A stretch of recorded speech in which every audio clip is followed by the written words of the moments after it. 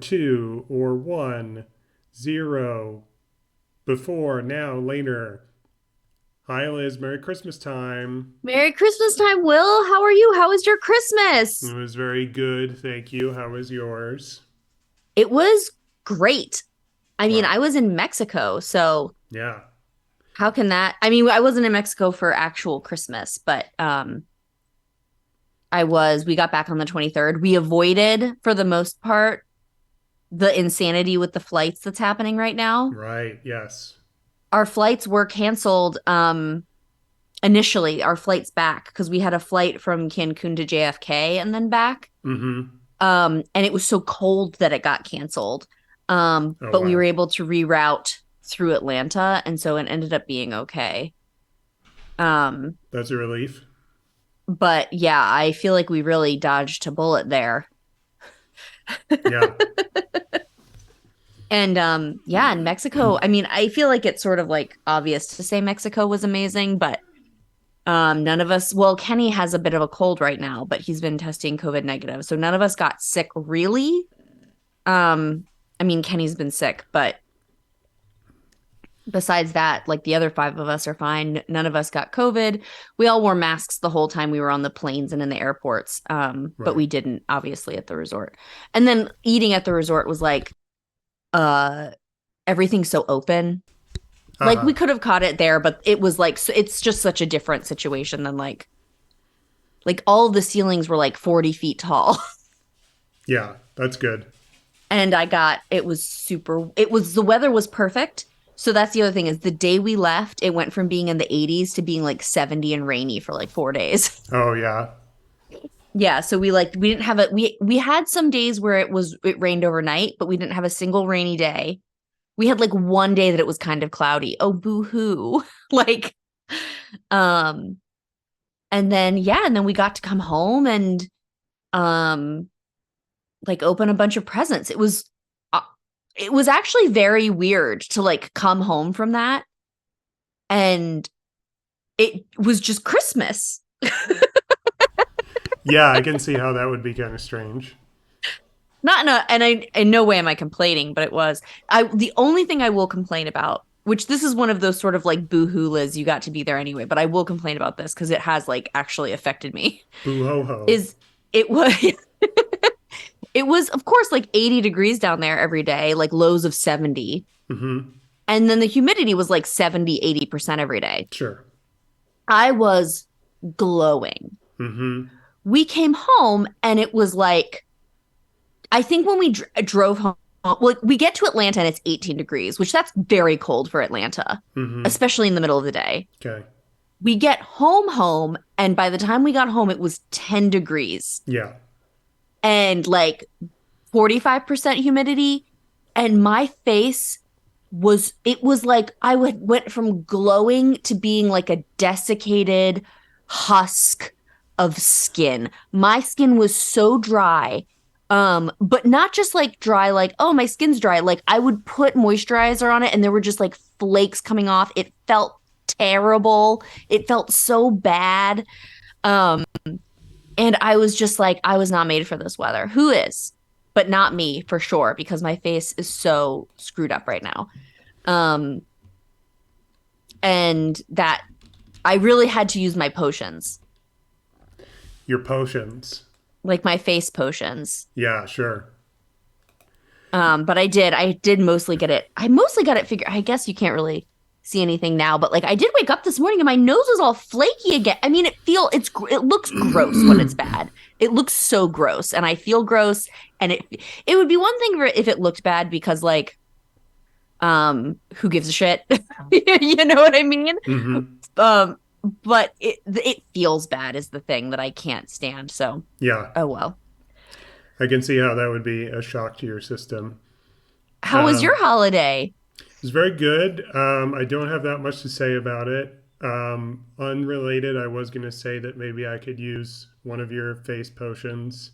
Yeah? I did want to use one of. I did want to use our small platform this evening since we're live broadcasting for anyone to watch. I wanted to say that this is a PSA that it is okay and normal to be almost 33 years old and get acne on your face and then put your face on the internet. It's normal and in fact good for I that would to like to happen. say that I feel like when we were teenagers, they said that you'd grow out of having acne, and I have found that to not be the case. Mm-hmm.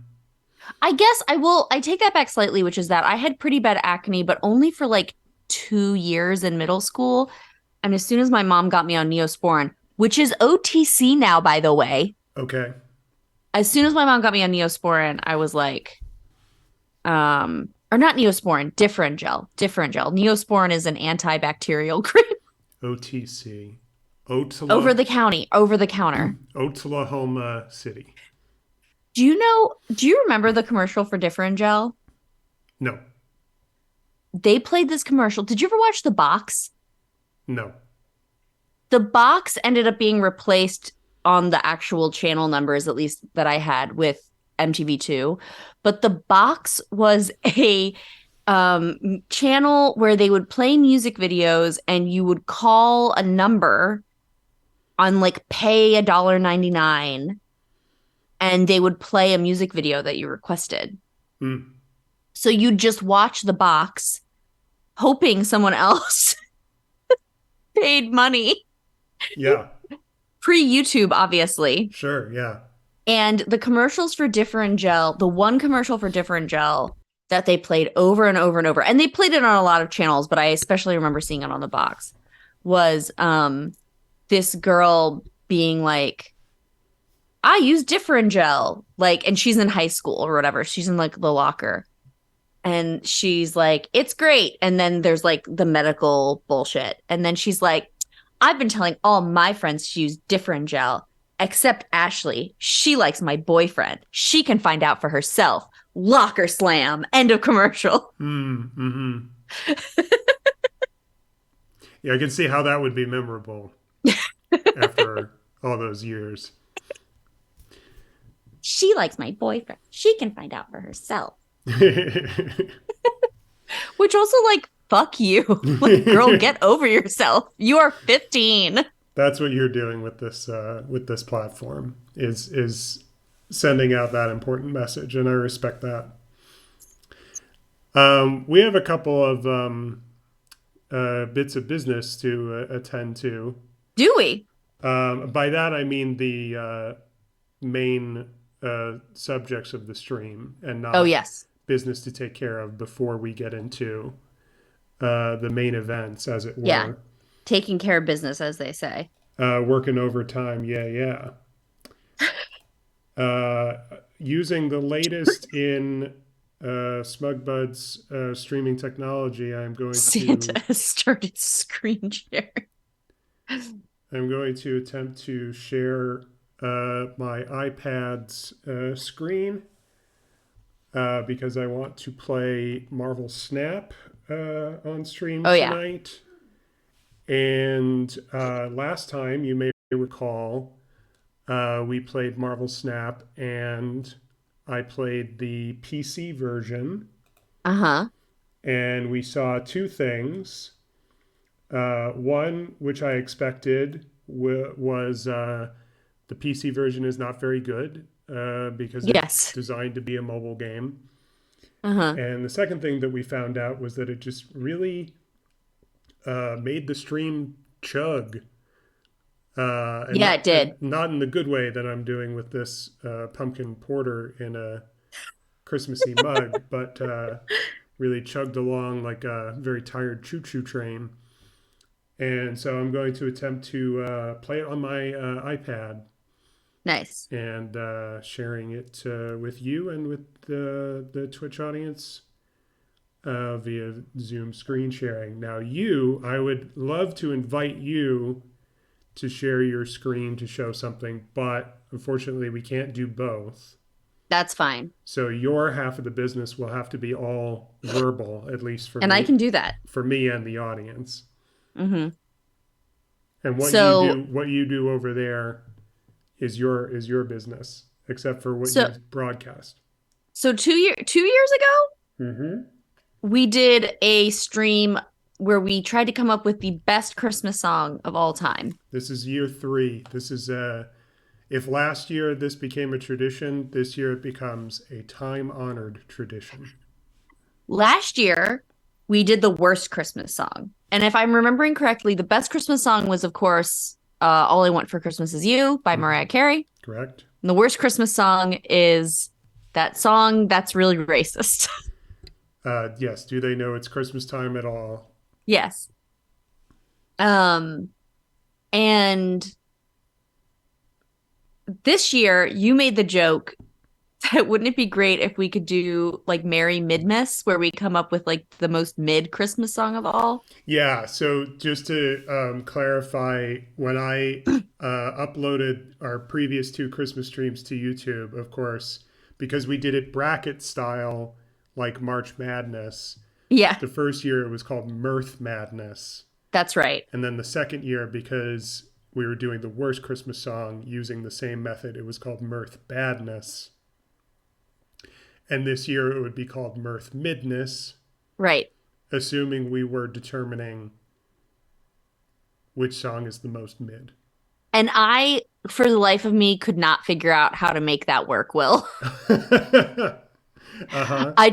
I just want to let you know that I really thought about it. I really tried. I was like, well, maybe I was like, and I was literally like brainstorming this on the plane. Mm-hmm. I was like, okay, well, maybe what we would need to do is like for each song, we need to make a list of pros and cons.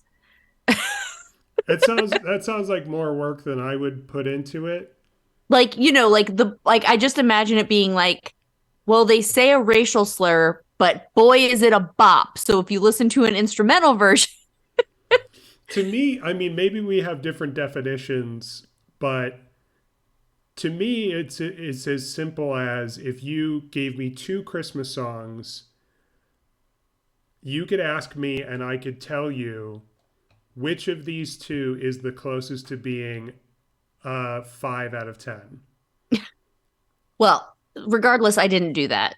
Fair enough. Instead, I thought we would just do a bracket about Christmas.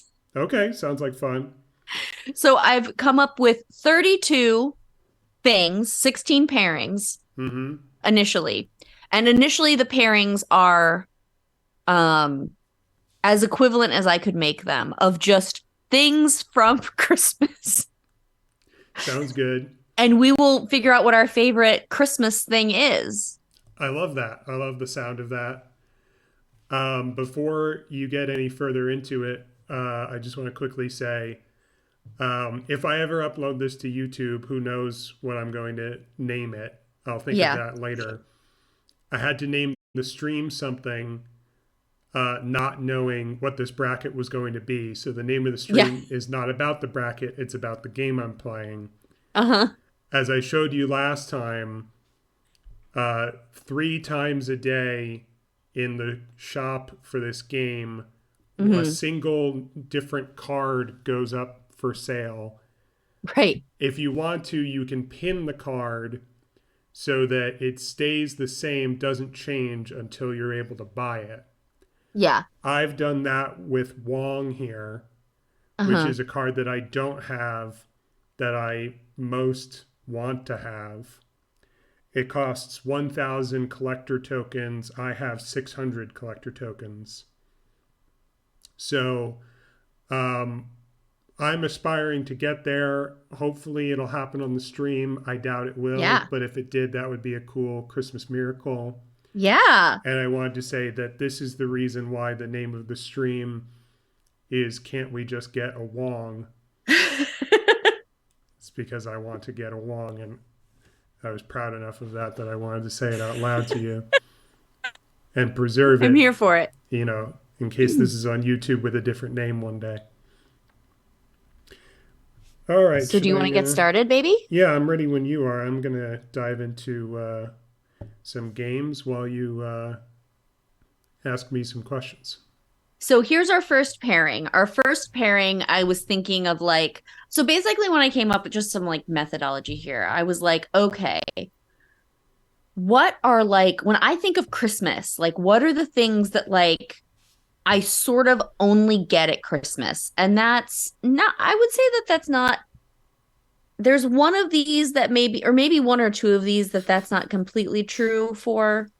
But for the most part, these are all things that are just, when I think of Christmas time, these are choices that oftentimes people have to make, or maybe not make, but maybe they spend more time on one than the other. You get my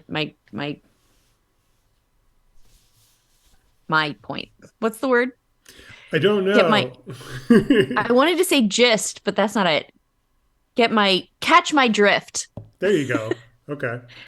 So the first pairing we have, which of these, if which is the best of these two?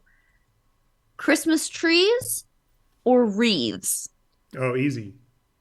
What do you think? Trees. Why?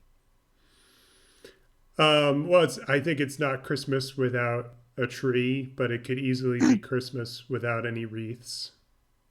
You know what I actually probably should have done for this one? Can I change this one? Go ahead. Okay. Let me just. How could you type with boxing gloves on your hands? You're strong, bad. Okay. Okay, I have a better one. Because I agree with you. Christmas trees. Fake tree or real tree? So that's slightly difficult for me because I grew up with fake trees only. I was definitely accustomed to that. I definitely didn't have the reference point to understand a valid argument for real trees over the fake kind. However, I have graduated beyond that. Oh. I have enjoyed some real trees in more recent years of my adulthood. Mm-hmm. Do you guys get a Christmas tree? Yes, we do. Okay. Yes, we do. Yeah, I would have to say real trees. I am fully on the real tree side, and I know that we're in agreement, but let me lay out why. Let's hear it. One, it's a weird thing we do. The whole, like the entire, whether it's real we or fake. cut down a tree and bring it into our house. Okay, just before you go any further, yeah, let me alert you. Yes. That you are doing a Jim Gaffigan stand-up routine. Wait, really? About how all of our Christmas traditions, if you had no frame of reference for them, you would think that they were the behavior of a drunk man. Yes, it's insane. I chopped down this tree. I put it in the house. I took all our lights. I put them outside the house, et cetera, et cetera. So yes, I am delighted by this because I love trees. I love plants. Mm-hmm. Number two, I think that it is more interesting to have a variegated branch formation than the incredibly homogeneous one with a fake tree. Okay. And number three, and I think that this is really the key point here. Actually, I take that back. 2.5 is that I do not have a place to store a fake tree. I have never had a place to store a fake tree. Sure. And they take up so much space. Number three, which is related to this, is that real trees, I have looked this up, are way better for the environment. Oh. And the reason for that is that fake trees on average last about 10 years. Okay. They're usually made out of metal and plastic, but you can't really recycle them. So they're going to go in a landfill. Even if you had it for 20 years, let's say you doubled the average lifespan of a fake tree. Mm-hmm. One, that thing's probably going to be looking pretty ratty by that point. But two, it's still going to go into a landfill. Whereas real trees, you might be thinking, but Liz, you're cutting down a tree. Yes, but Christmas tree farms, because they have to grow those trees over time, Right. actually have a net positive for the environment Uh-huh. because you're constantly replenishing the trees. It's not like people aren't cutting down Christmas trees from the wild forests. Most people aren't, right? Yeah, I mean, unless, but unless they're like, they live in the wild forest. Like they're almost all the real trees that you're going to be getting are coming from Christmas tree farms. And so having those trees growing, and it's not just like, oh, there are trees growing, it's good for the environment. It's good for soil to have plots that have one thing growing over it over many years instead of like cycling through, because there's certain crops that like really suck up all the nutrients out of circles, so you have to circle through other crops that are like less hard on the soil. And so having Christmas tree farms is actually like really really good for both the environment in general, for farmers who have different crops that they have to cycle through different fields. Um, and even the act of cutting it down and bringing it into your home does not negate that at all. And so that's my pitch for real trees. You sold me. I mean, I was already sold, but you also And sold me. I do want to have a caveat here for, everybody who's listening. Everybody, yeah, all of Which is you. that I do understand that there might be some people that have like health reasons why they would need a fake tree. And Mm-hmm. obviously, I'm not saying fake trees are bad all the time. I just think that in general, real trees are better. Okay, Yep. great. Good point. Okay. So the next thing that I came up with was thinking of like decor, like specific decor. What really only comes out at Christmas time? Now, again, you might have one or two of these out, but snow globes or nutcrackers? Hmm. That's interesting. Do you own either of these? Um, Technically, yes. But they're not Christmas ones? Correct. Oh, Uh, what are your ones that you own that aren't Christmas ones? I own what is what is a nutcracker, but to look at it, you would never know that it was a nutcracker Oh, unless you, I don't know, had advanced knowledge of that type of thing. what is it? It's just a carved owl that I bought from a shop in Germany. And if you looked at the bottom of it and if you saw an indentation in the bottom of it, you might Uh-huh. go, "Oh, like a walnut. It's shaped like a walnut." But it's not traditional nutcracker shaped. It's not the Christmassy thing that you're thinking of. Okay. I don't think I have any snow globes. My Kenny really loves snow globes. Or every year for Christmas, my mom gets Kenny a snow globe.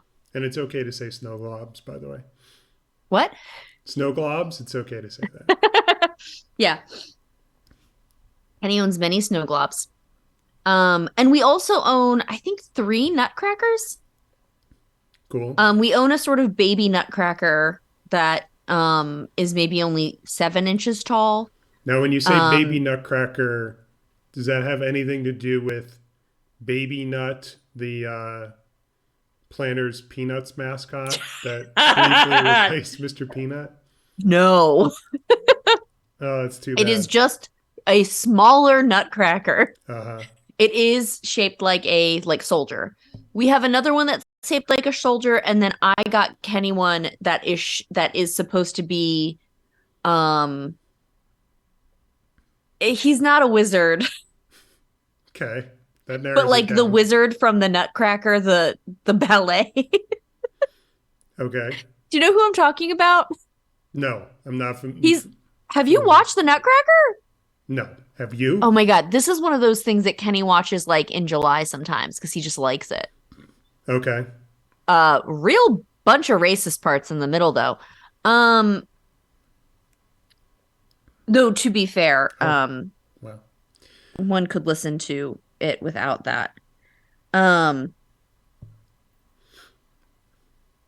so So, point against snow globes for me uh-huh. is they might break. Okay. So I have here, I'm gonna find the name of this guy really quick. Where is this guy? What is this guy's name? Kenny will tell me. Um, Upgrade some cards. so we have a couple of snow globes that one in particular that's like one of the earliest ones we got that like the water has yellowed. It's like a Santa on the beach and for some reason like and I don't know if there's like a man that fixes snow globes or a woman, but I assume it's a man in a shop with like a You mustache. could say person. Played by Tom Hanks probably. Um I don't Hey, know. got 100 collector tokens. That's what we're looking for. Hey! One step closer. To the edge. And um I'm about to snap. Marvel snap. um so there is that. Here is my problem with nutcrackers, and I just want to preface this by saying that I actually don't know which one I'm going to go with yet. Okay. Most of the nutcrackers that you can buy commercially are not structurally able to crack a nut. So they have the handle, they have the mouth, Uh-huh. but they're for display. And I think that that's bullshit. So I had a nutcracker at one point that I was like, I'm going to crack a walnut. And then it didn't work. And there were just two, and I think I broke the handle. I think the handle just literally snapped. Um, Clearly there are nutcrackers that are made out of harder wood. But like, I don't know how to determine if a nutcracker can actually crack nuts or not. Um, Also, I will say that the nutcrackers we have, I would say, are pretty standard size, and their mouths are not wide enough for walnuts. And I think nutcrackers are mostly used for walnuts. That would be my assumption as well. So it was like too narrow to fit a walnut anyway. Yeah. Um, and I think that they look very cool. But I think that part of what makes them so cool is that they'd be functionally functional. Hmm. And it's annoying to me that most of them are essentially not functional at this. Like, why have the moving thing if it can't crack a nut? Just give me a novelty shape. Like, give me a piece of wood shaped like a nutcracker that doesn't have the doesn't have the handle. You know? Sure. Um, Yeah, I would say point in favor of snow globes that might be the deciding factor in my mind is uh, just the variety that mm, anything you might find anything that you like to look at inside a snow globe. Nutcracker, don't think it offers the same variety. If I saw a novel Nutcracker yeah. with like tailored to a specific interest, I might think that that was kind of lame compared to A snow globe. a good snow globe made for the same purpose. And we have not discussed, but I can't speak of this for every snow globe, but I think most snow globes and definitely all of the ones we have are also music boxes. That's interesting. Yeah, I didn't Um, hadn't considered that. I mean, obviously, I think like the smaller sort of plasticky ones aren't going to be, but we have glass, like heavy bottomed snow globes. Not the one mom got this year, but most of the ones we have are like Hallmark and they have like the year on them. Mm-hmm. And those all have music boxes in them, which I would say that music boxes is something that I also really closely associate with Christmas because my mom had a bunch of like little novelty wooden Christmas decorations that had music boxes. I think I'm going towards snow globes, Will. I am too, and I'm happy with that. Okay. Before we move on to the next round, I never asked you, did you check on the stream? I did, yes. And I want to ask if Sarah's watching or if anybody's watching. We have one person watching, but I could not tell you who it is. Just an experience that I'm having is that occasionally, Liz, you're coming through just a little choppy to me. And I think it's because of what I'm doing here. and Oh, maybe the okay. strain that I'm putting on my internet. Hi, Sarah. Hmm. Sarah said it me. Um, Sarah, will you just drop in and let me know if there are technical difficulties that you detect watching the stream that I might be not necessarily privy to. Um, Snow Globes advances to the next round. Thank you, Sarah. Yes. Thank you, Liz. Okay, so before I tell you what the next one is, well, I'm going to tell you it's tree toppers. Okay. Um, do you have a tree topper? Yes. What is your tree topper? Um, Sorry, I'm so invested in how this game is ending. Sorry. Sorry, Will. Thank you. Our tree topper is how to describe. It's pointy. It's blue and it points up. Oh, you have like a spire? Yes, it's like a spire. Okay, so I have a traditional, non-traditional topper. Do you know what my tree topper is? I don't recall. So it's an angel. It's not Angel from Buffy, is it? It is Angel from Buffy. Okay, yeah, that rings Previous it. to this, it was a weeping angel, but that was too small. I had purchased it and the sizing was not what I had hoped it would be. Sure. So now we bought a sort of like, I mean, I don't think it's like official merch, but it's like somebody made this like angel figurine and it has like removable arms that like you can replace the arms and it can either have nothing or it can have stakes in its hands. And so I have that, and then I have that, I believe, hot glued to a sort of black felt cone. So it's sort of, you can just sort of place, because for a long time I was just sort of like tying it up there. I do want to tell a story, which is that uh Elliot drew one of the things she does at school is she writes like this weekend and then she has to like write it and draw a picture. And the last one she did before we went to Mexico was like, this weekend I wrapped presents with mama. And then she drew a picture of us wrapping presents. And so it was like a person and a smaller person and some boxes and then a tree. And then the angel, if you look at the angel at the top of the tree, it looks like it's holding little knives, which they're stakes. And I'm not sure Mm, Elliot knows that they're stakes. She mm-hmm. might look at those and think that they're knives, but I Yeah. was like, oh God. Like, can you imagine what the teacher thinks this is? There have been so many times that I've heard Elliot describe something to someone else and she's being completely accurate, but because she doesn't have the full context of how to explain it, it sounds completely wrong to the person. And then I have to give the context. And this is one of those times. But yeah, so I will slightly alter this. So my two options where I said angel toppers or star toppers. I'm gonna alter that slightly to angel toppers and star slash um sort of like whimsical shape toppers. Because I think that Laura Lee and Bob also had sort of one of those glass spires, I will call it. Yeah.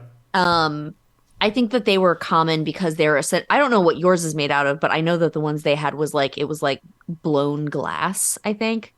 Yeah. Is yours glass? Fiberglass, maybe? Is that crazy to say? No, that's not crazy. That sounds right. I don't know, but that would be my guess. Um, I honestly prefer the angels. Interesting. And as you know, I'm not religious, which is why we sort of have a jokey topper. Yeah. Um, but I find that I think that the shape ones never have the effect I want them to. Like the star ones always look wrong. And I know that you don't have a star, but the star ones always look wrong because the points are like this, and then you have to have something going in the middle of it. So it's always the wrong shape. And then the spire ones, I just feel like aren't big enough. And Mm. I will say angels more often than not have lights, and I find it to be very important that the top of the tree have lights. Now, granted, our angel tree topper clearly didn't have lights because it was a toy, but I wrapped it in those LED battery operated lights. Um, because when I'm aesthetically thinking about what the top of the tree is, I want the top of the tree to be big and bright. That's what I'm looking for. And so the angel toppers usually have that more often than star toppers or spire toppers. Just a heads up before I get into the next game. Yeah. I just realized that when I shared my screen, I didn't share sound, which I intended Oh, to. okay. So when you start to hear sounds that you weren't hearing before, that's because I just toggled that. That makes sense. If you hear anything based on the volume, you might not, or you might hear it, but it's kind of quiet. Okay. I can't hear anything yet. But let me listen to the stream really quick. I have it set to music off, but sound effects on, but the Okay. volume is mostly down. I just like them to be kind of in the background. Speaking of hearing things in the background, it's Angie's dinner time, so you, Oh, you baby. might, I can't really hear anything on the stream either, but I don't think that's a problem. as long as you can hear us. Yeah. So what are you looking for in a tree topper, Will? I also don't know if you picked your tree topper. That could have been Yeah, a I one-sided I honest operation. I honestly don't remember where our current tree topper came from. Hmm. Um, I was going to say that the angel option is more overtly religious than the star option, Yeah. and that makes the star option more appealing to me. Yeah, that's fair. For me, it's stars, but for you, it's angels.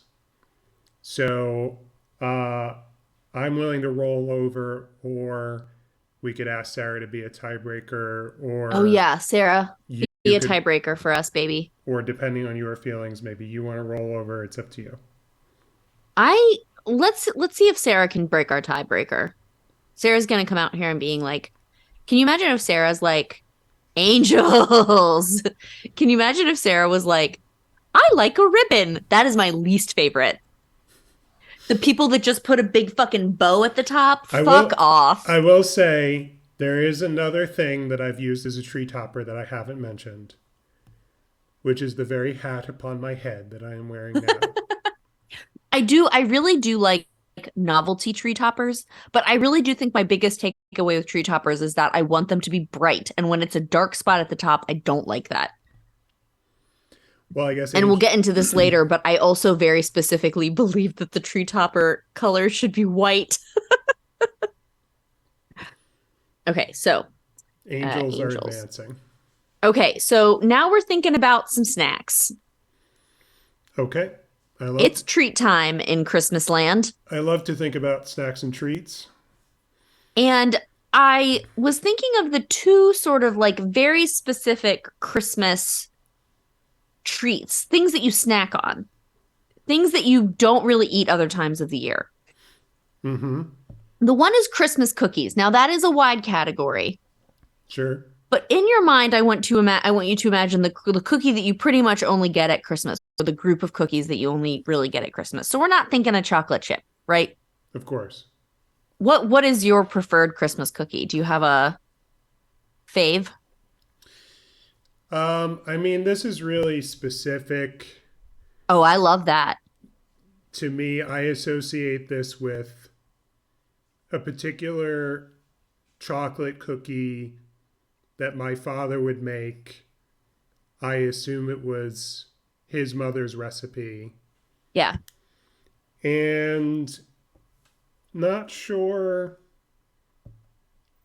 how to describe it except for like only about yay big, Uh-huh. like kind of like large button sized. Yeah, yeah. Um, not thin, but like pretty thick. So it's almost like you took like a ball. I think when you're making them, you make a ball, but then And then you just sort of, part of it is yeah. flattened by the pan, right?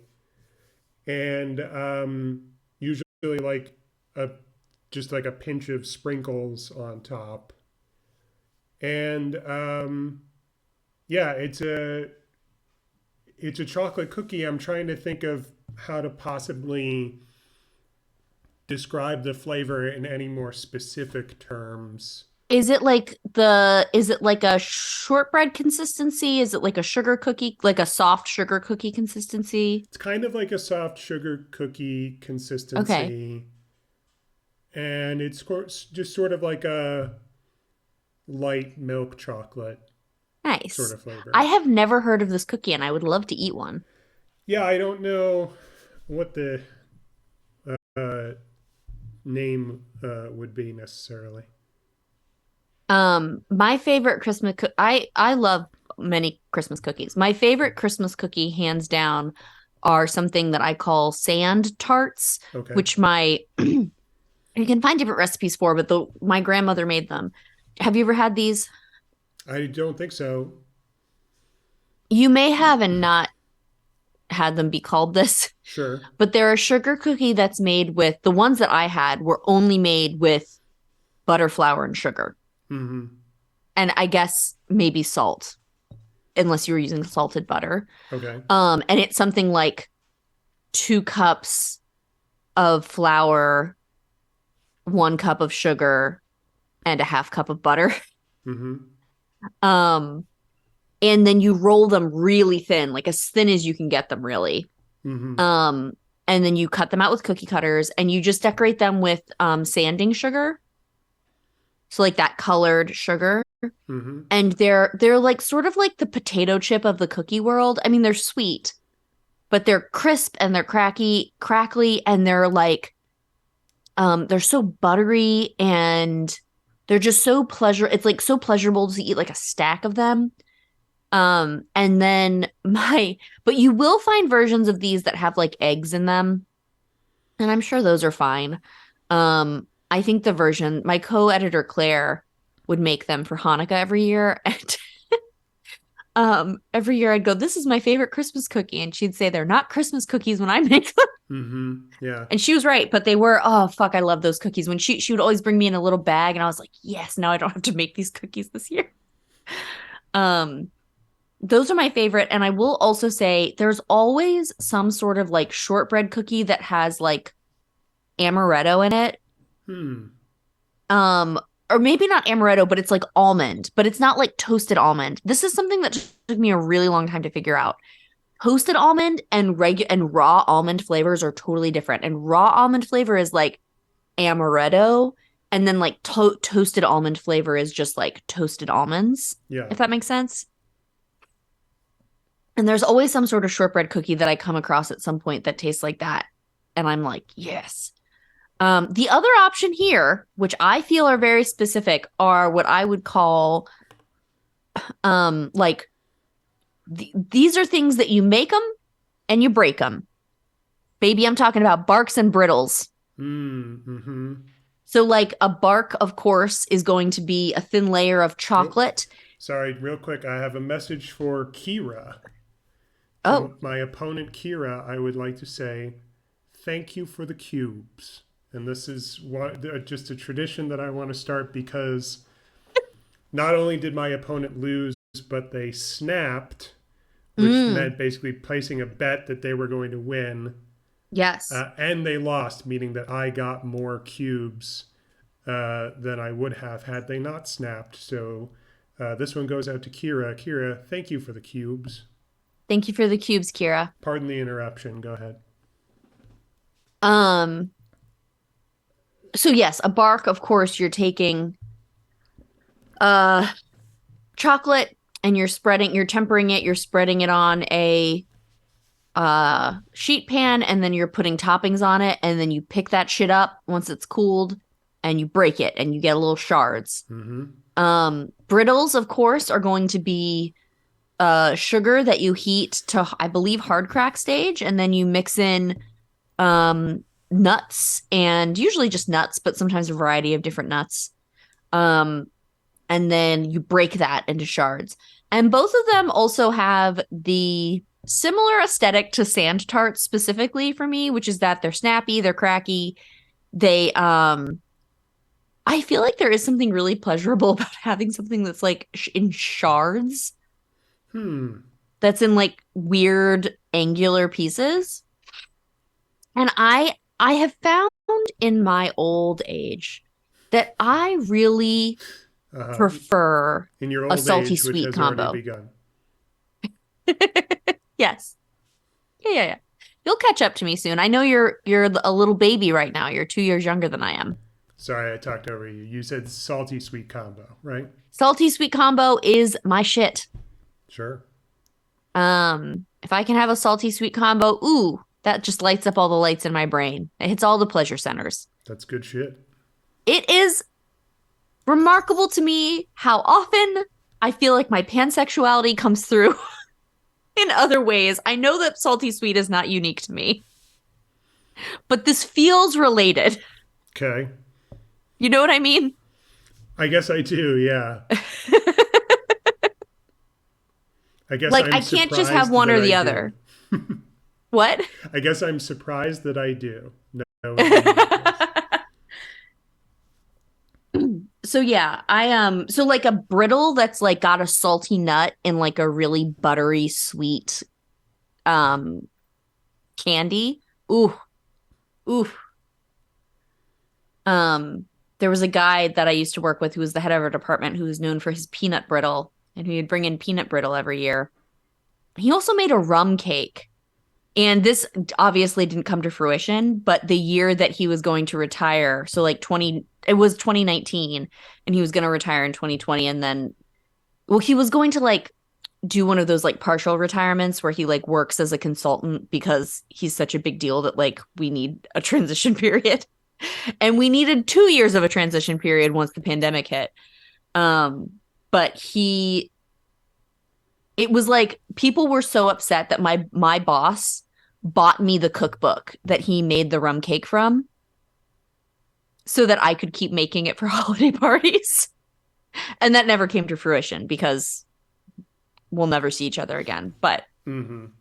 I felt very honored that this was passed on to me. And I like went into his office. Like, this is a big, scary dude. I went into his office and I was like, could you bookmark the recipes you use a lot? And he was like, oh, yeah. And like went through and like bookmarked everything. Nice. Also, I say this guy was scary. He was super, super nice. He was also openly gay, which was wonderful. Um, and he had like 4 cats, and so his cats would always be showing up on Zoom meetings. Um, and just a delightful man, but he was like a big deal. Kind of a big deal. um, so yeah, what do you have thoughts? Do you eat barks and brittles in the holiday season? No, I don't, generally.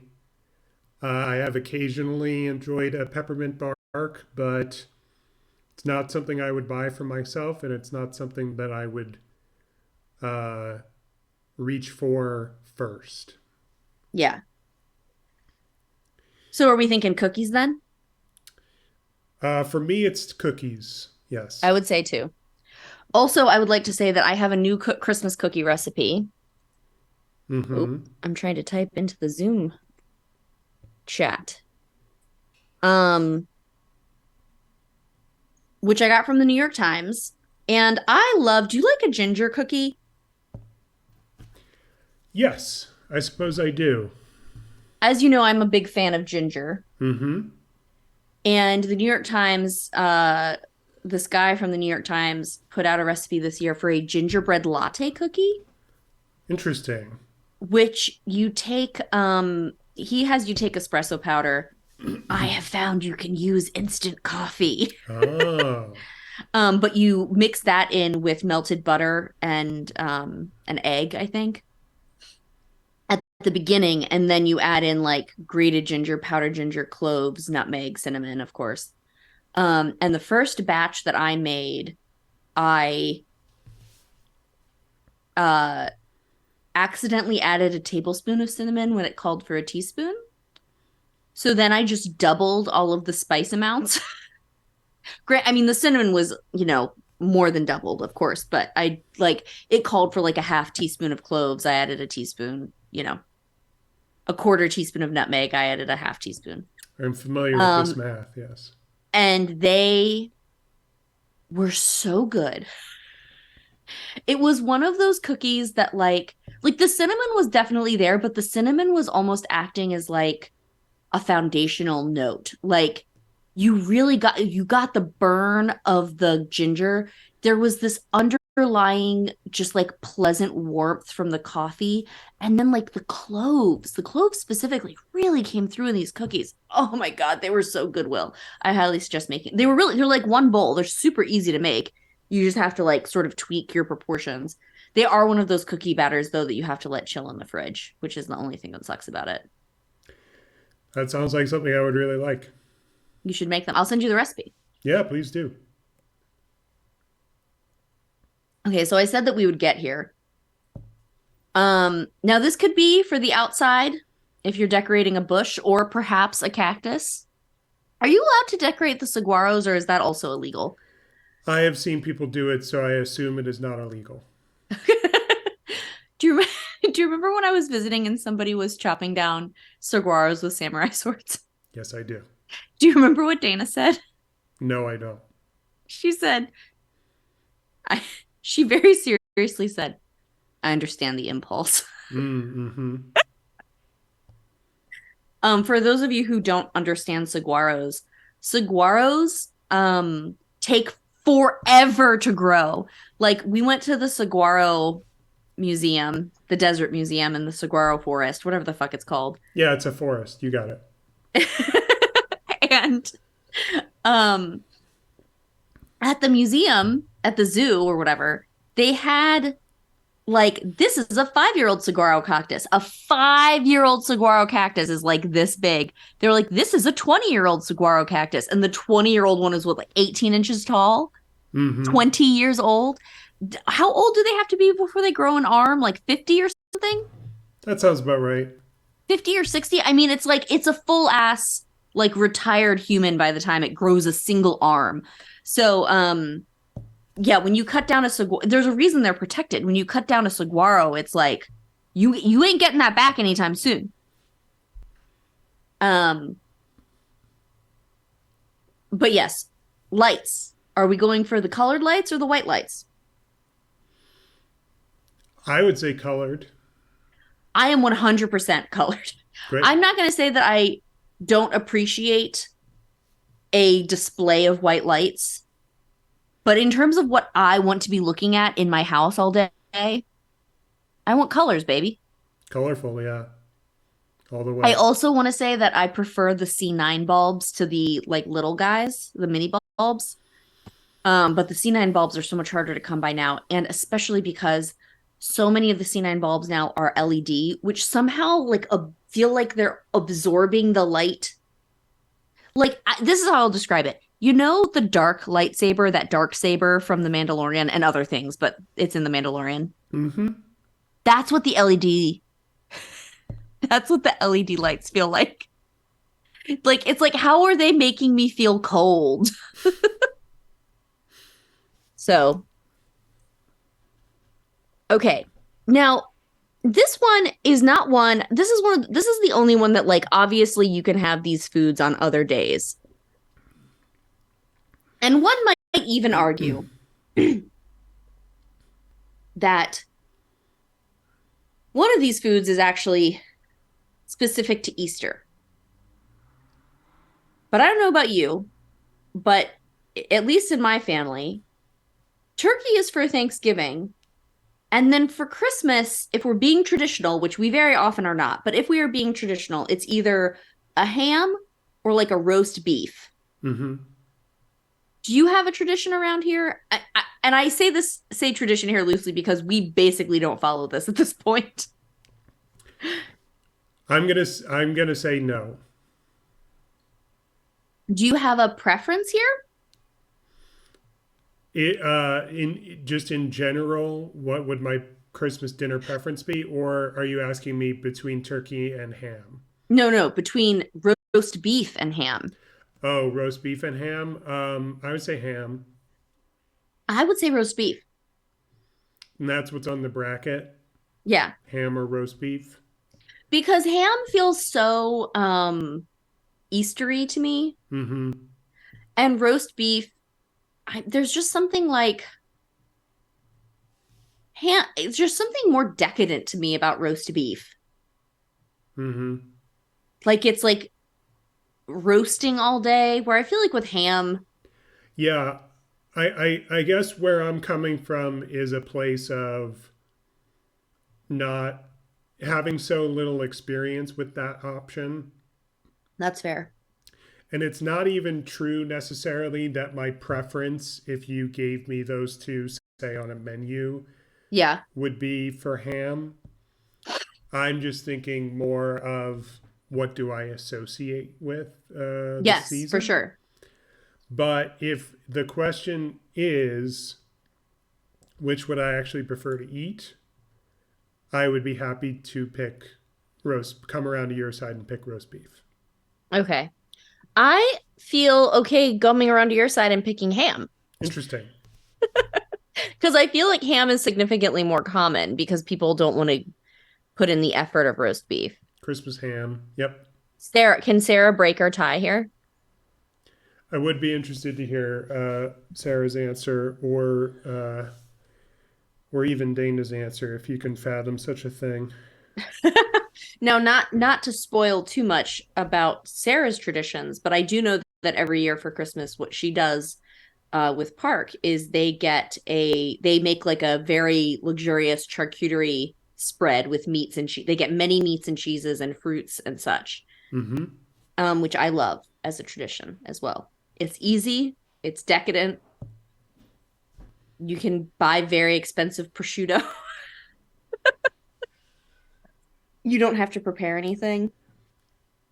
Sarah says, I feel like I haven't eaten roast beef in a non-deli meat way in a very long time. Yeah, what Sarah's saying is true for me also, and basically Let's go with ham then. what I was saying. Yeah, roast beef to me is a cold cut and not a dinner main course.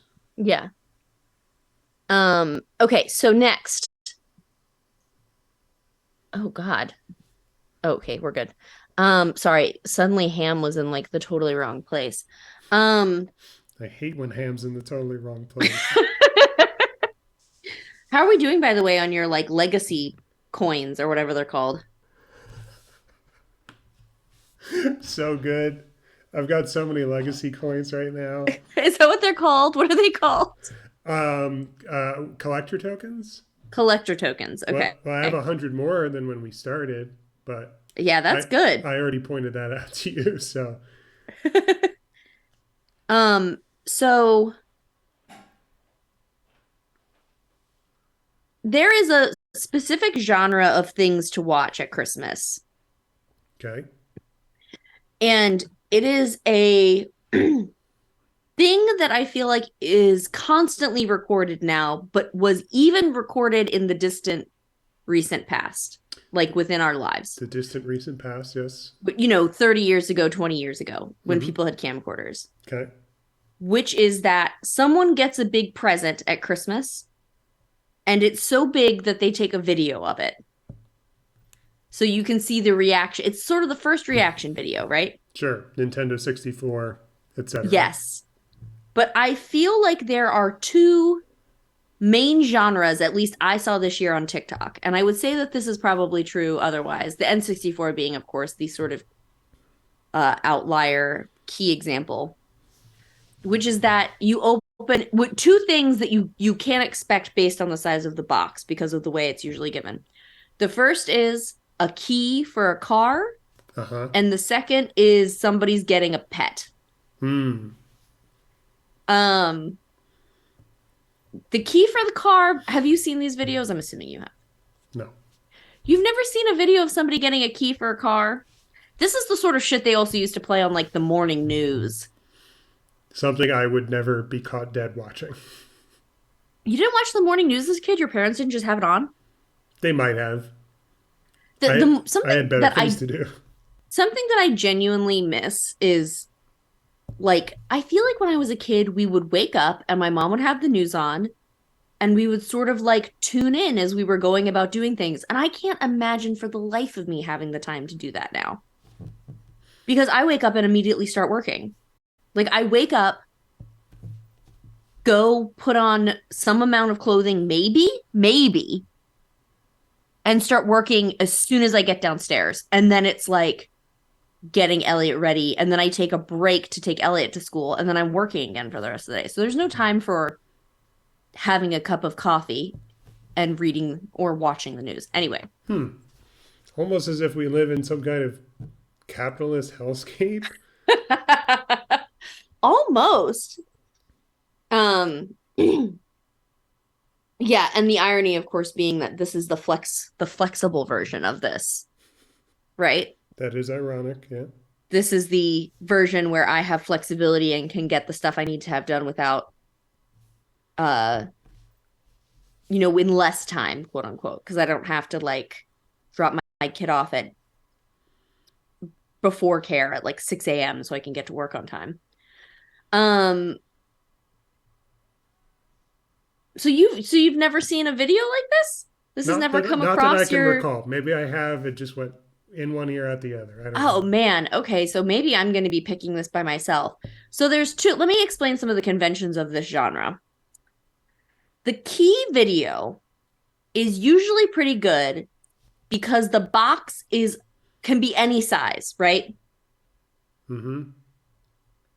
And so the person usually has no idea it's coming because they cannot, it could be anything in the box. You know what I mean? Think I'm going to agree with Sarah on this one. What does Sarah say?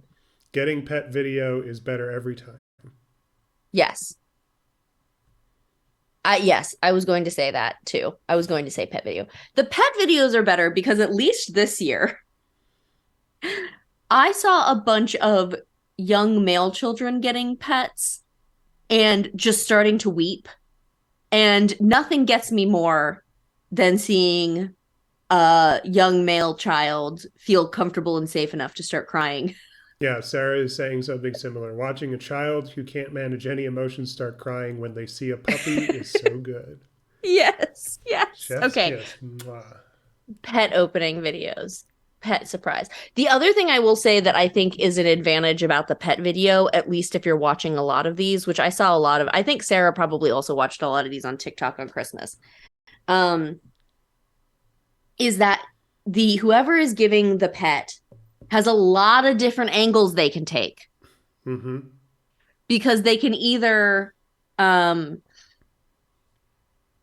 just like present the animal or they can have like somebody open something and have it be like a pet toy. Sorry, I The just one I saw, oh, go ahead. need to draw your attention to something very special for the stream. First location in this game is Weird World. Both Uh-huh. players draw from their opponent's decks. Uh-huh. And what is the first card that I drew from my opponent's deck? It's Wong. It's Wong. You could say that we got a Wong. We got a Wong, Uh, but we win with the Wong. we bought a zoo. No thanks. We got a Wong. Um, the one I saw this year that made me actually weep along with the child was it was a girl and her cat had died unexpectedly earlier in the year, like maybe 6 months ago. Sorry, this game is it's just turning out to be really funny. They used Scarlet Witch to change this location to one that fills each player's hand with random cards. Uh-huh. And then one of the random cards that was added to my hand was Agatha Harkness, of course, Catherine Hahn's character in Yes. WandaVision.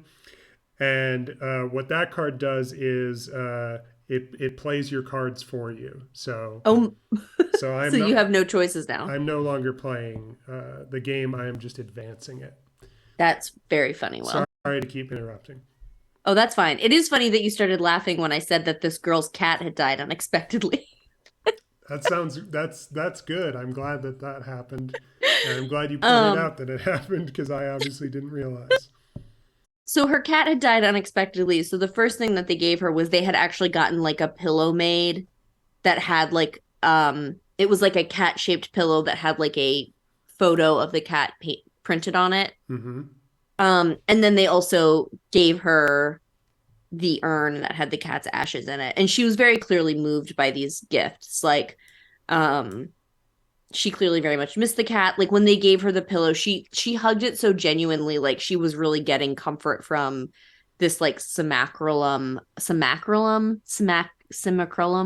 How do you say it? Simulacrum. Thank you. Of her cat. And I think that is a very thoughtful gift, especially when there are weirder things you can do. Um, but then they did get her a kitten.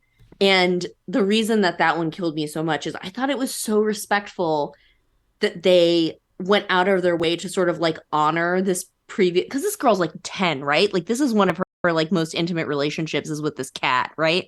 And like to honor this like former relationship that she's been so clearly grieving for months, which when you're 6, when you grieve something for 6 months and you're 10, it's like an eternity. But yeah, pet videos. I think this is going to be my first retreat. That's fair. It's going to go ahead and lose 2 cubes rather than seeing the game through to the end and losing 4. You escaped. Thank Oh, you. I got the new Pokemon, by the way. For Christmas? Yeah, I got Violet.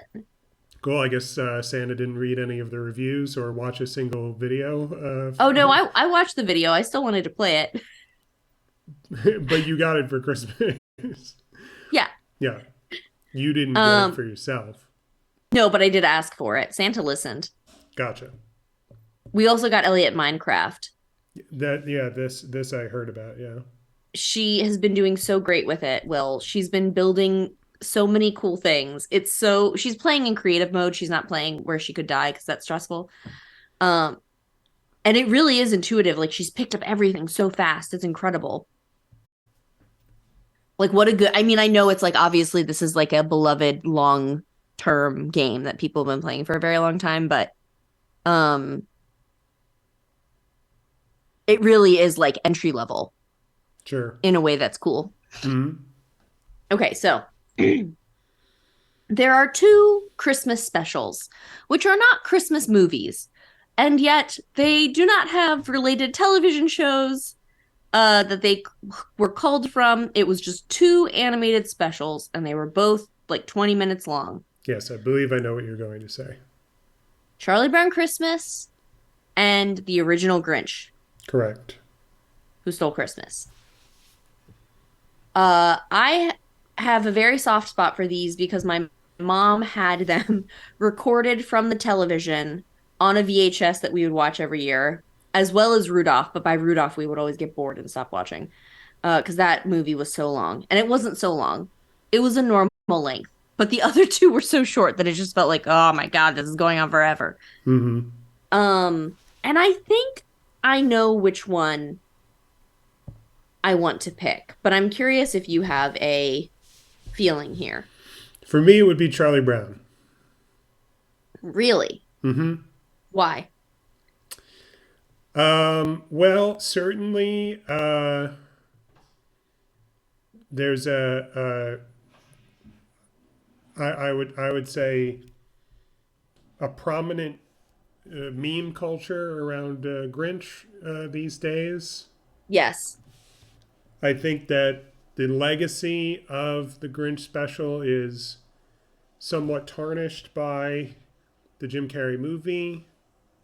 Yeah, which I watched. Didn't actually finish it, but I did watch it for the first time, and I was immediately like, you have misunderstood this assignment. Now, here's the thing. I do think there's no wrong answer. Yes, I agree. And the reason I would say that even though I think the scales tip for Charlie Brown for me, the reason Grinch is not a wrong answer is because the Grinch song is a Stone Cold classic. It's one of my favorite Christmas songs. Yes. You're a Mean One, Mr. Grinch has hilarious lyrics that cannot be beat. And you know who sings that, right? I believe I do, but I can't recall off the top of my head. I want to make sure I get his name right. Because he has the coolest name. Yeah. Thurl Ravenscroft is I his name. yes, I have heard this. And if I'm remembering correctly, he's not even like credited in the original special. That's interesting. I'm not familiar with that. Um, but yeah, there's a couple of other things. His voice is so specific. Um, and yes, you're right. That song is hilarious. It also is one of those rare songs that doesn't have a chorus. As Harris says, 39 and a half foot pole. Yeah. My it's very hard to pick a favorite. My personal favorite is the three words I would use to describe you are as follows.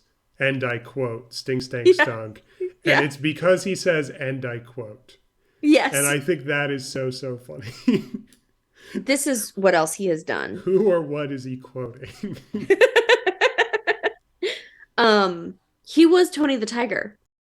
Oh, yeah, sure. And yes, he was uncredited for You're a Mean One, Mr. Grinch. Um, which yeah, let me look at the lyrics to that really quick. I think my favorite line is, and I would like to preface that I also really like the stink stank stunk line. I sing that really loudly. I have to say that I am a sucker for the sentiment of um, the Charlie Brown special. Yes, me too. I'm a sucker for the nostalgia of the Peanuts characters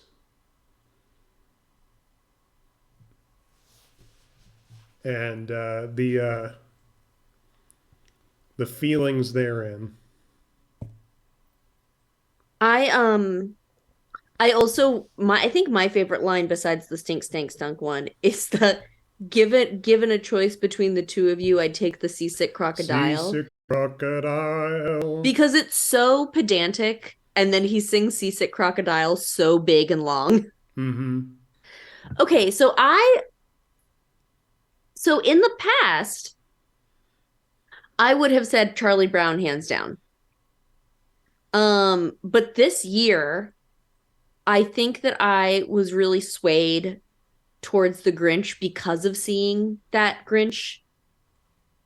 Jim Carrey Grinch for the first time and being so disgusted by it. Mm-hmm. Like I had literally avoided this movie knowing I would hate it, and I did. I did hate it. I hated every second of it. I think I saw it in the Um, theater. you did? I think so. Oh, and you know what made me the most angry about watching this movie Mm-hmm. is watching it and being like, oh my God, why do they have Where Are You Christmas in this movie? And then realizing this is the origin of the song, which I also hate. I will say, look, it's been years since I saw that movie. I have a statement about a song that I believe is on the soundtrack. Yeah, Now, whether it's actually in the movie, I have no idea. yeah, Maybe it's like a plays during the credits type of a jam. mm, But yeah, there's a Ben Folds song. I think it's called Lonely Christmas Eve, uh-huh. which is a jam. And I think it's from the soundtrack to the Jim Carrey Grinch. And I assume it was written for that. I don't know if that's true. Let me look up. What was the name of the Jim Carrey Grinch movie? Is it just called The I Grinch? think it's just called The Grinch. Maybe Dr. Seuss's The Grinch. Well, apparently the 2018 film is just called The Grinch. Oh, do you want to hear something so sad? There was the Um, is it the statement there was a 2018 movie called The Grinch? well, okay, so I watched part of that on the plane. This is related. I watched part of that on the plane and I was not listening to it because I was literally watching it because Elliot was the one watching it. And it looked not nearly as offensive to me as the Jim Carrey Grinch. I think it's an Um, Illumination movie. Is that true? it's Brought let's to us by the makers of the lovable Minions. let's see.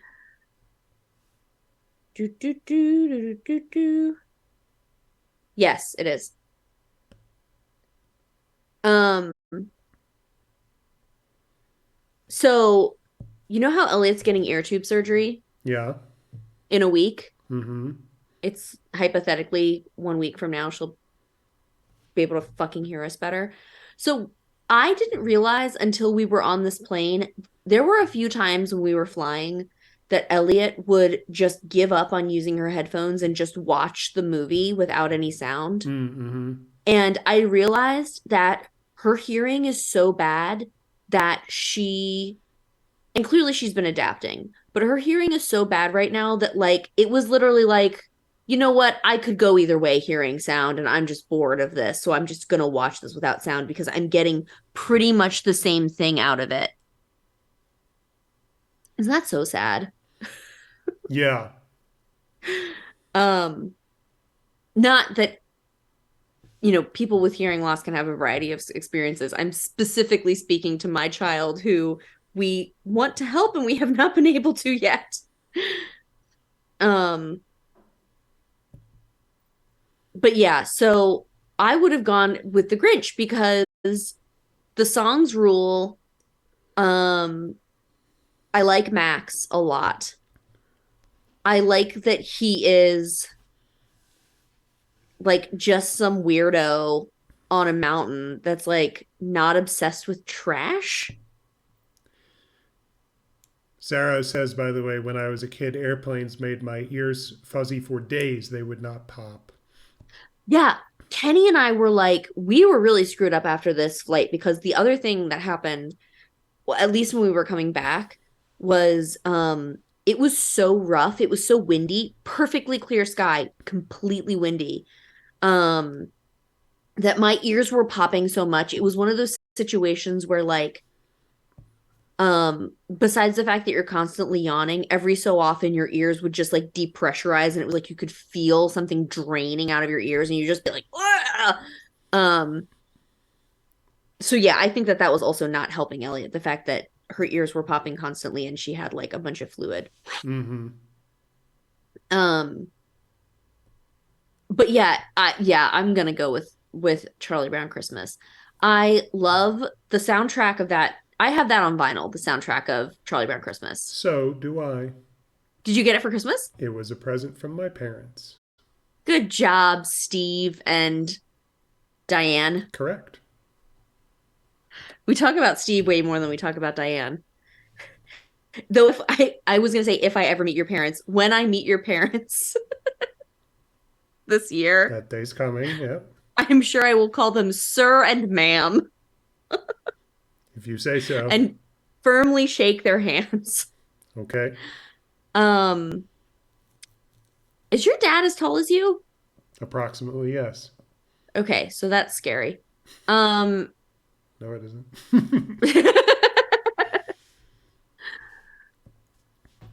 yeah, the soundtrack rules. I love the nostalgia.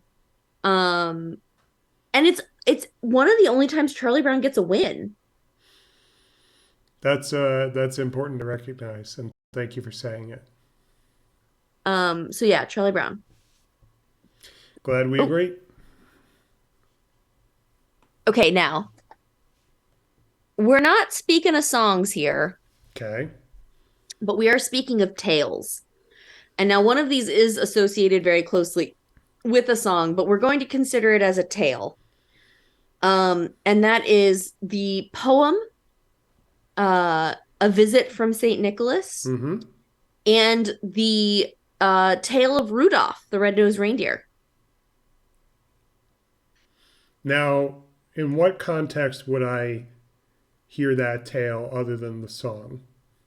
Uh we have the Little Golden Book of Rudolph the Red-Nosed Reindeer, Okay. illustrated by Maurice Sendak. Okay. No, no, no. illustrated by Richard Scarry. Okay, yeah. Of Busy Town. And I had this growing up, and the copy that Elliot has is not that copy. It's a different copy. Okay. So I have encountered this. One could also argue you would encounter this tale. I believe it was a book before it was a song. Okay. That's news to me, but I have no reason to doubt you. Um, yes, it first appeared in 1939, and the song came out in 1949. Oh, Um, so yes, that would be my argument there. okay. I guess my point with Rudolph is while of course the song is the thing we all think of first because it's catchier and it's faster, I feel like that story is told in many iterations at Christmas time, different than other sort of general Santa related stories. Does Fair that make enough. sense? I suppose it does, yeah. Do you have a which one do you think is better? Which one is more Christmas? I would give the edge to Clement Clark Moore and Me his too. famous poem. Me too. It's a very good poem. It is got really good meter. The rhymes are all very good. It has hilarious old shit in it that we now know what it is only because of this poem. Like sleeping with a hat on. Nobody sleeps I with a sleep in hat this. on. Don't you sleep in that? Oh, I do sometimes, but the bells wake up Kenny. You're up past your bedtime right now, aren't you? I know, but it's winter break, baby. I'm off tomorrow. I assume you're in your nightcap because it's so late. Uh, oh, let me stretch really quick. Oh God. Oh. Yeah, I'm gonna go with a visit from St. Nicholas. Did you see my hilarious tweet about this that nobody liked?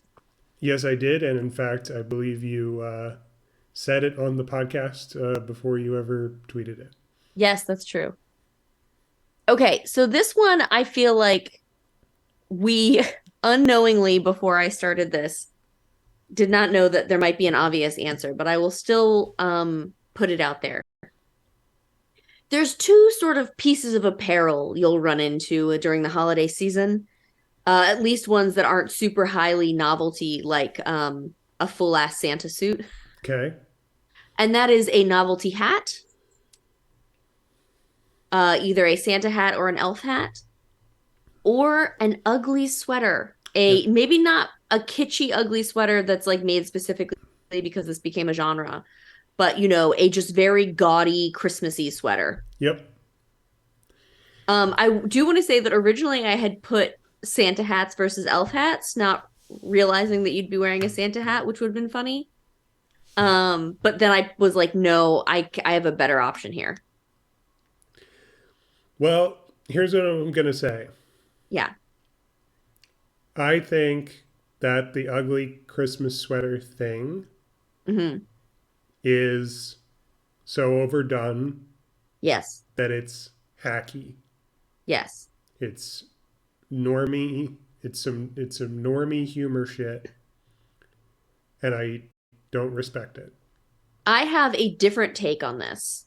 So for that reason, I'm going with hats. And for a reason, I'm going to go with a different reason that I'm going to go for hats, which is that those sweaters are hot and you always wear them at parties with a lot of people where you're going to get very hot. Mm-hmm. And so it's not even a practical piece of clothing because you will want to take it off. That's a good point. Okay, hats, novelty hats.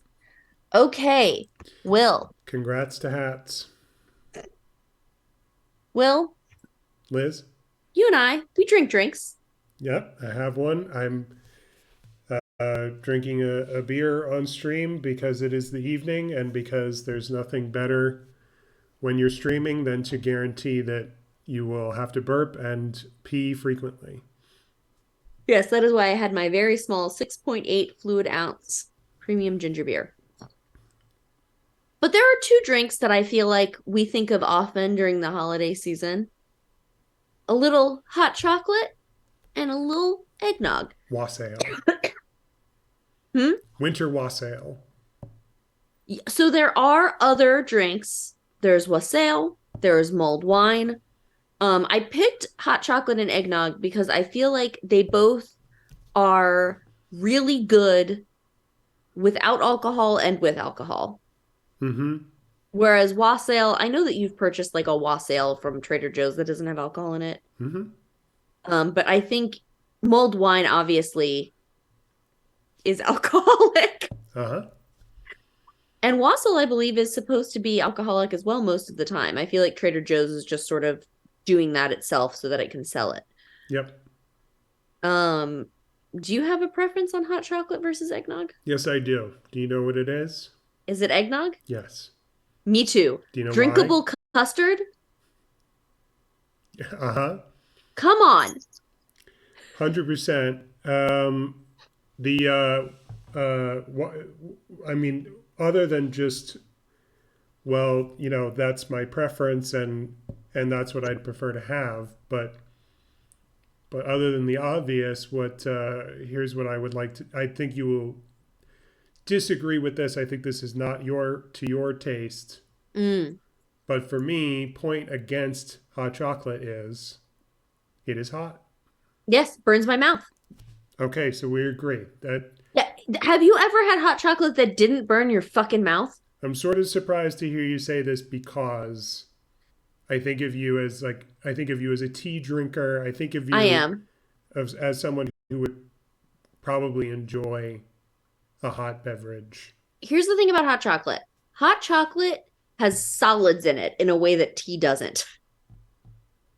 So Mm-hmm. I feel like maybe this is not true. I feel like it can get hotter than tea, which can be boiling, or at least it retains its heat for longer. Fair Um, point. by the way, I wrote eggnog, but I accidentally hit the H instead of the G, so it just says nog. Yeah, no. Okay, so Christmas lights, beautiful outside. There's two ways I think that you can consume these. There's Orally and through the ear. Um you can either drive around a neighborhood or multiple neighborhoods, or you can go to a place where you may pay a little bit of money to drive through a very specific set of lights. Now, this place might be a commercial place like a Hershey Park.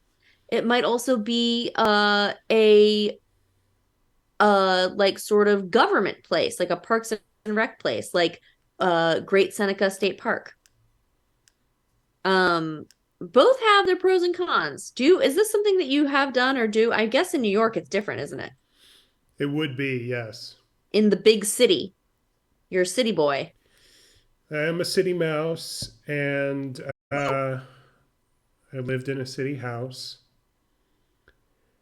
And I apologize. I was a little distracted during your description of the alternatives by the proliferation of hell cows Hell cow. that my opponent wrought upon the board. So, what are the two alternatives that are up for debate in summation?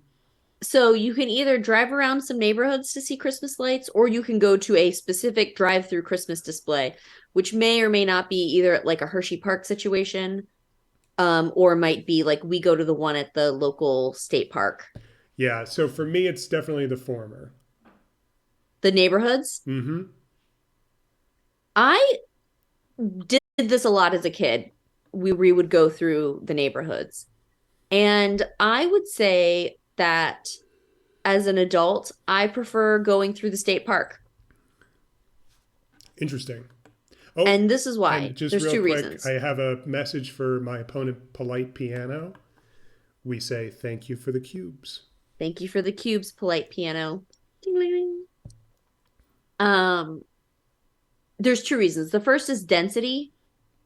Mm-hmm. So you can experience a lovely time. It's like 25 or 30 minutes long. Um, and it's spectacular. The second is the places with the best lights are the rich neighborhoods, and driving through them makes me sad. That's very sad what you just said.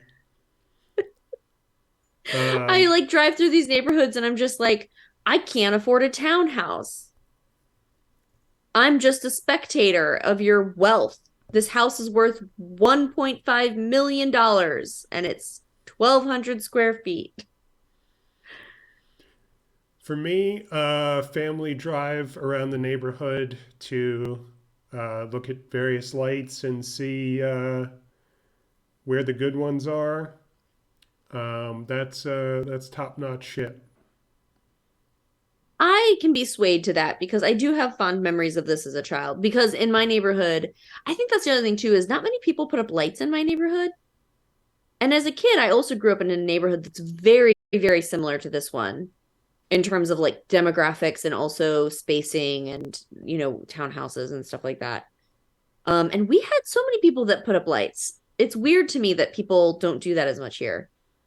So yeah, I'll be swayed towards neighborhood. Cool. Yeah.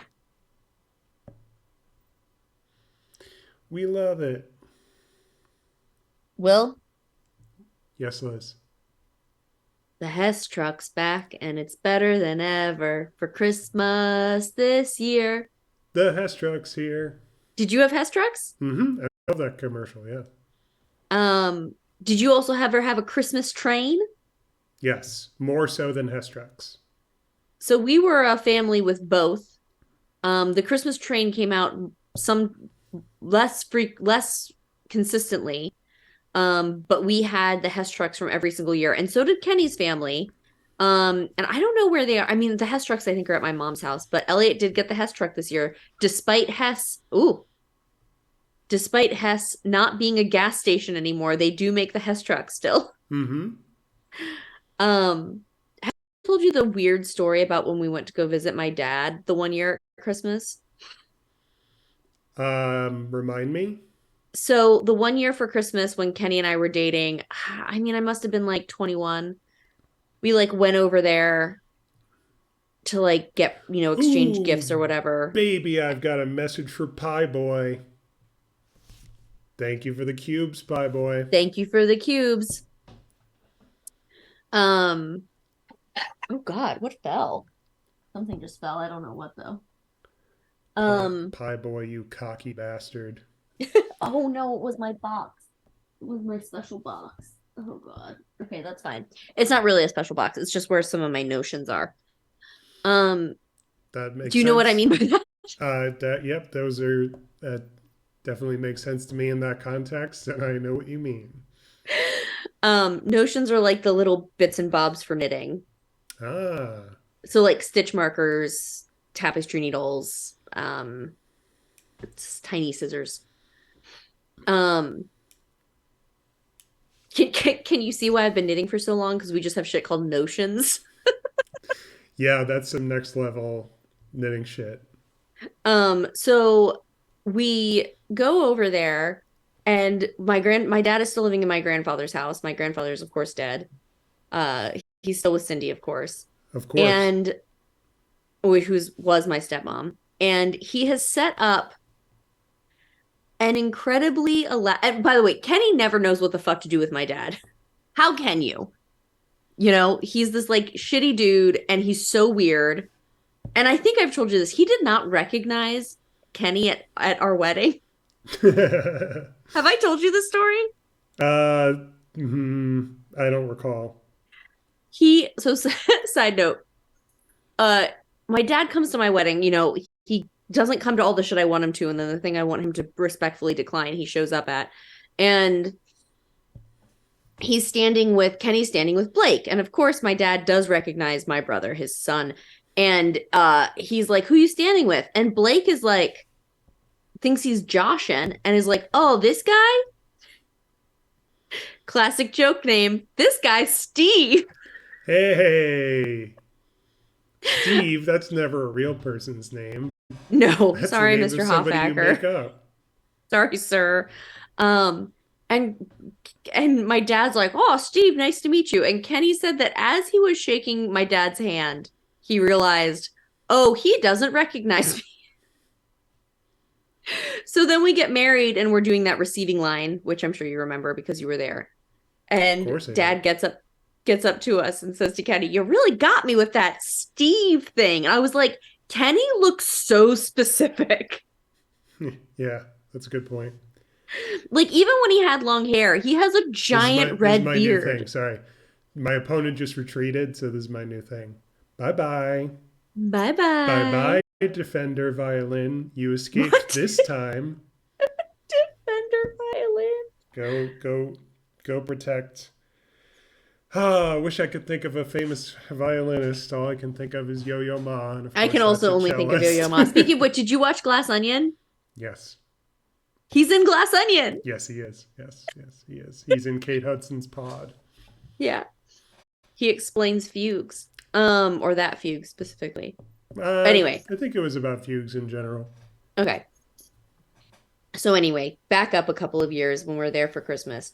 He has made the entire living room into like a train setup on the floor.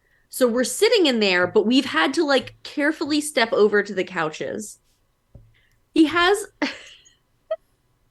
he has a variety of like billboard setups, which he's like printed out pictures of his own face on. And Kenny doesn't know what the fuck to say. So I'm just like, this is where my I can talk and fill space comes in handy.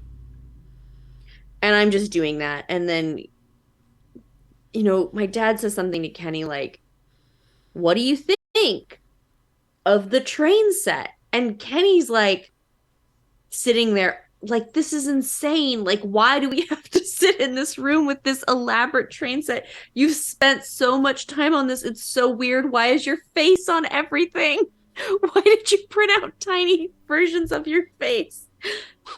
And Kenny goes, "Oh, it's cool." Like just something really generic.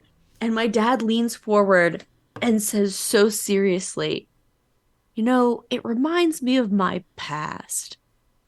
And just lets it hang. Like that's supposed to mean something to us. Mm-hmm. And I don't know what I said. I probably just talked really fast. And then we got out of there as soon as possible. I think we were there for like 45 minutes. I did a good job that time. I was like, "Oh, we got to run right across the street to where my mom lives."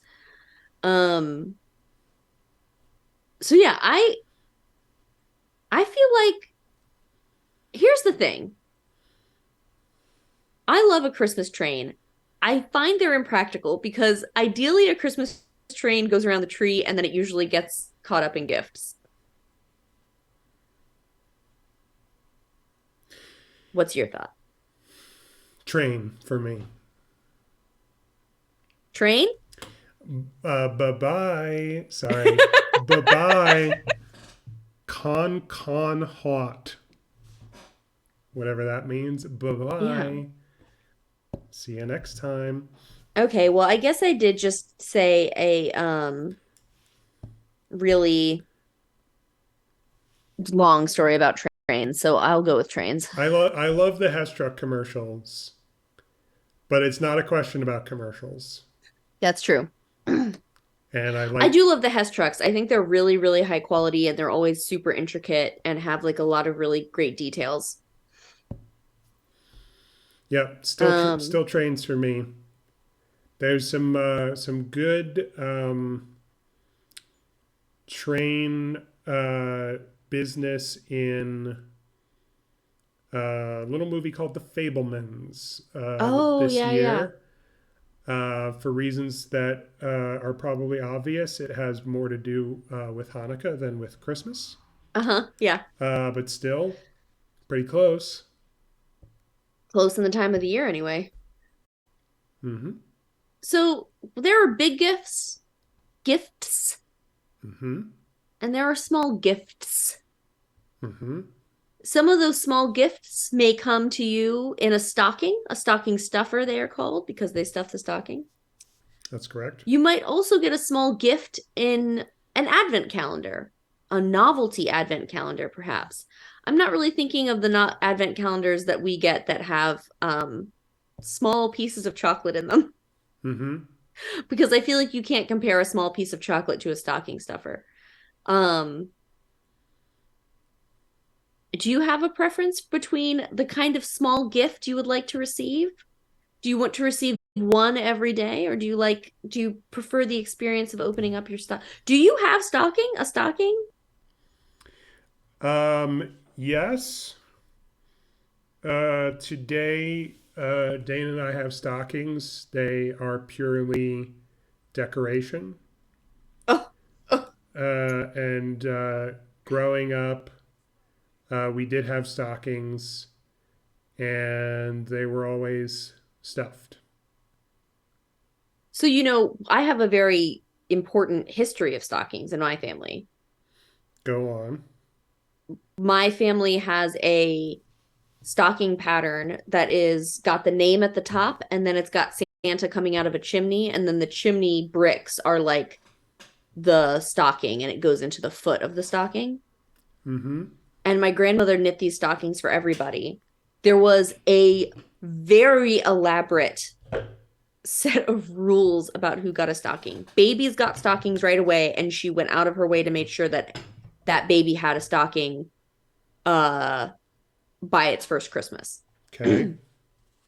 So my cousin Rex, who was born in the middle of November, um she actually, I forget what my Aunt Sally said. She said that she knit it from the toe up, and I don't think that's true, though I Did she haven't say, inspected it please closely. excuse me? Yeah, I wish I could tell you the joy I felt when I first heard "Please excuse my dear Aunt Sally" when I actually had an Aunt Sally. The thrill. Yeah, I think we've talked about it. Aunt Sally, I think Aunt Sally said she knit it from the toe up. I have not inspected it recently or at all to tell you if that's true. I think what's more likely is that my grandma knit it um down as normal but left a placeholder where basically instead of having stitches, you have live stitches. So you essentially have like a piece of string through all the stitches, and then you can pick up those stitches and replace the string with a needle. And that's a way that you can like add something to the top. But she made sure to have those. And then when, of course, my grandmother died, um, there was one wedding, or maybe two weddings. I guess Andrew and Paige, they knew somebody who knit the stockings for them, my cousins that married in. But for all of the children, I have knit all of the stockings. So I have knit um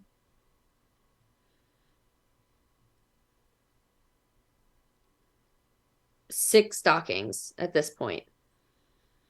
So I've knit both of my cousins on my cousin on Rex's side, that's 2. Both of my cousins on Sarah's side, that's 2. I've knit Elliot's and I've knit Kenny's. Congratulations. And the other thing is that if you married into the family, my grandma made you wait 2 years before she gave you a stocking. Cool. Which, when I said that to my Aunt Sally, she was like, no. And I was like, Aunt Sally, listen, my mom told me this. And when she told me that she had to wait 2 years, she prefaced it by saying that Uncle Mark also had to wait 2 years because that's how she knew it was coming. And so that why she wouldn't be offended the first 2 Christmases. And my Aunt Sally was like, there's no way my mom did that. And I was like, I mean, I wasn't there. And my Aunt Sally went through pictures and she was like, you're right, that stocking doesn't show up until 2 years after we were married. Can you believe the audacity of my grandmother to being like, well, let's see if this works out? I my rule is that you have to be married. It's not even that you have to be married. You have to be in a committed long-term relationship. And if you plan on getting married, then I will wait until you're married. If you were to say to me, we are in a committed long-term relationship, but we do not plan on becoming legally married, then I would make you a stocking. But there has to be some sort of announcement. Have you gotten a novelty advent calendar at any point? In my life, yes.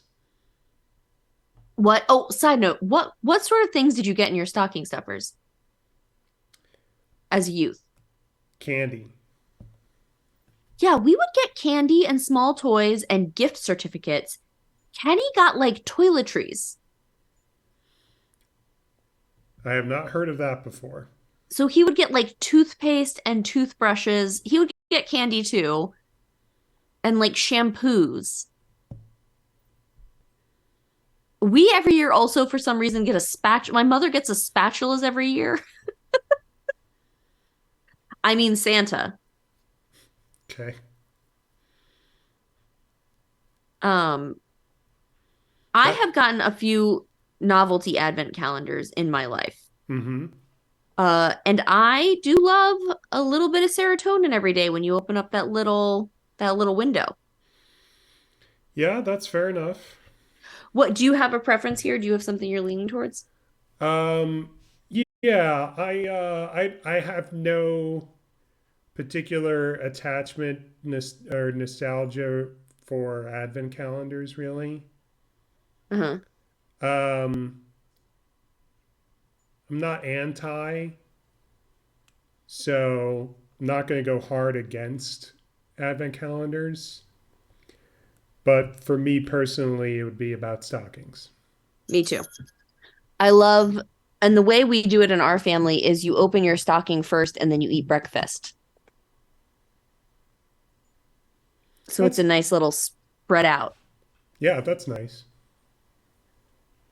Okay, so there's two different ways I feel that you can hear live music at Christmas time. Okay. One might be a little unexpected, but you don't have to leave home, baby. The other, you can plan out a little bit more. Talking about the difference between carolers and going to see a Christmas chorus. Mm-hmm. I love, I have not encountered many carolers in my life, but every time I do, it is a delight. Just people singing, oot and a boot, as they Yep. say. Mm-hmm. Uh, However, I have been a caroler in my life. I have also been a part of many Christmas choruses. Um, Singing specifically candlelight songs, also singing the Hallelujah chorus, which is technically an Easter song, but people sing it at Christmas, so whatever. Um, and I appreciate that as well. I think that there is a level of not being outside in the cold and being able to be prepared that I like about a Christmas chorus.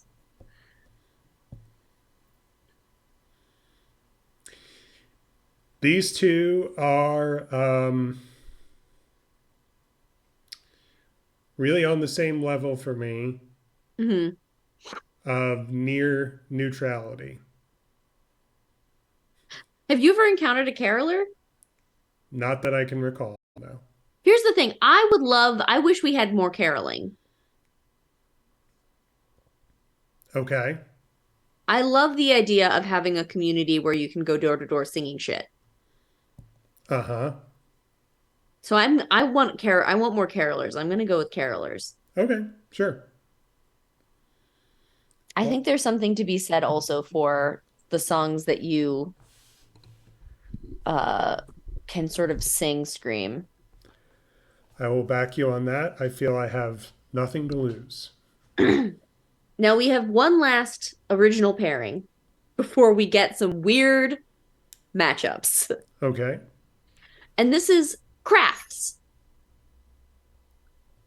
There's two main crafts that I can think of at Christmas time. One is taking a piece of paper, folding it, doing a little snip, snip, snip, and unfolding it to see a beautiful snowflake. Mm-hmm. The other is taking a material. It might be popcorn. It might be Kix cereal. It might be little fuzzy pom poms and stringing them onto a string and making a garland. Do you have any thoughts about these activities? Yeah, the more nostalgic one to me is the snowflake. The garland, in my mind, is something that I might see on TV, but would not think of as something anyone would do in real life. Man, I have made garlands and they would get so staticky. Hmm. Um, that like needle going through whatever I was garlanding was like great. Yeah, I'm on board with snowflakes as well. I'm glad we agree. Though I do feel like there's some elusive snowflake that I like never have actually cut the snowflake I want in my life, you know? I do know that feeling, yes. So, real trees or snow globes? Which is more Christmas to you? Is that the question? That's the question, baby. The question is which is more Christmas to me? Like, what, if you're thinking Christmas, like, what is the most Christmas? What wins Christmas? Got to be real trees. Same.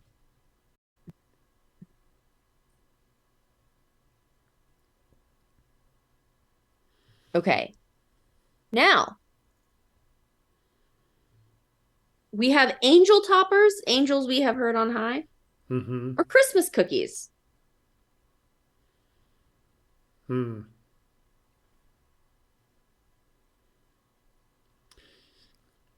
I mean, if the question is specifically which is more Christmas, What wins Christmas?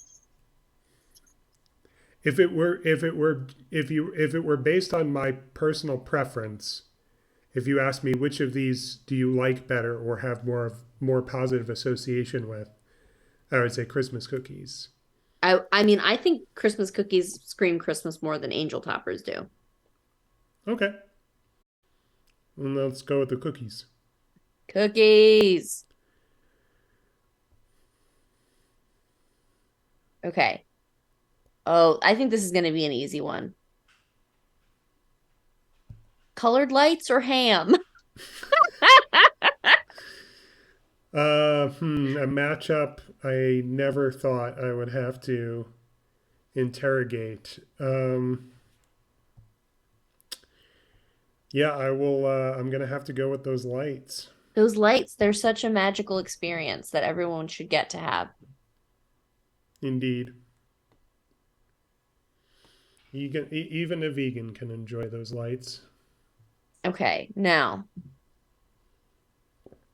I Or feel like this is a weird one because you felt very strongly about one of these and did not know what I was. I mean, you knew what I was talking about. vegan a vegan. Defeat. Um, Oh yeah, you just reminded me I haven't been hearing it. Have you been hearing it? Hearing what? Any sound effects? No, not at all. Hmm. Hmm. Um, would you rather, when you think of Christmas, do you think of a pet surprise video or of a Charlie Brown Christmas? Yeah, I have to give the edge to my friend Chuck. Yeah.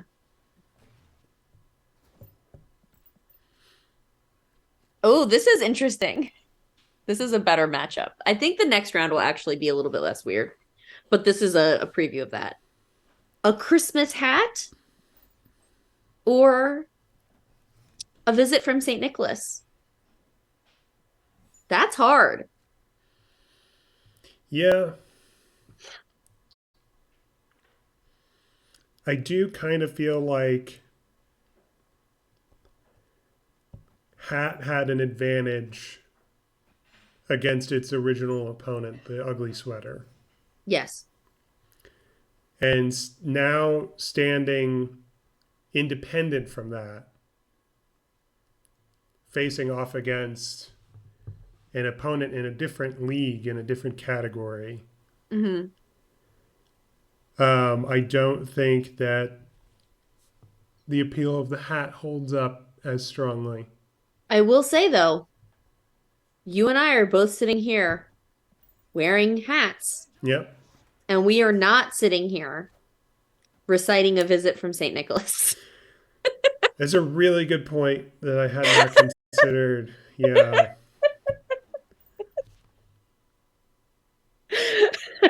Yeah. No, I do love to put on my Santa hat at this time of year. Yeah, you look good in a Santa hat too. You look very convincing. Well, thank you. Although that last part made me a little suspect of what you were saying. Like, I mean, you look like somebody that seems like genuinely like they should be wearing and look good in a Santa hat. Okay. Do you know what I mean? Like, you don't look hokey. Thank you. Yes, I know what you mean. But yeah, I think a visit from St. Nicholas does win. We It's agree so again. ingrained. Like, we don't know what the fuck a sugar plum is. And yet here we say it every year as if it's a normal thing. I say it every year, Liz. Sugar plum. I read this, this is what we read every night, every year on Christmas Eve to Elliot. And when I was a child, we read it out loud too. That's nice. And I think it's really nice. um, okay. Eggnog or Christmas lights in the neighborhood? Oh, you're referring to the family drive? Yes. Um, okay, now I'm just barely hearing the sound effects. I turned up the volume and now I feel like the louder sound effects I just started to hear. So they're probably on the stream. Okay, good. I'm just going to turn up a little bit more. Um, I love my eggnog. It's gluttonous of me. I feel like it's a choice of my selfish gluttony over the nostalgia of uh, local things like family and the neighborhood. But I think that you can enjoy eggnog no matter where you are. mm-hmm, And a drive through the neighborhood is not as easily accessible. Like, even if you live, whether that be because you live in an apartment in a dense city or because you live in a rural area where the houses are so far apart, there would be no way that you could drive from house to house to see the lights. yep, I think that's a good point. Nog. Nog it is. Okay, Christmas trains or stocking stuffers?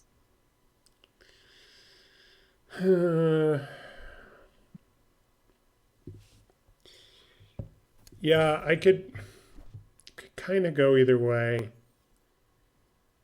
Uh, I think stocking stuffers. yeah, that's fair enough. I was going to say I like the idea of the model trains, but it's more theoretical than practical. Yeah. Yes, same. Yeah, exactly. And I think that we're going to go with a similar answer for this one. Carolers or paper snowflakes? Yeah, I'm pretty lukewarm on both of these. I really like the idea of carolers, but yeah, they're just not really around as much. Yeah, um, yeah. I mean, I like the idea of carolers enough for that to beat the paper snowflake, which I don't care very deeply about. Okay. Carolers? Carolers. Okay, we are on to our next round. And while I think I have a guess of what our overall winner would be, I think that this is actually giving us a run for our money. Hmm. A real Christmas tree Mm-hmm. or Christmas cookies? Yeah. Um,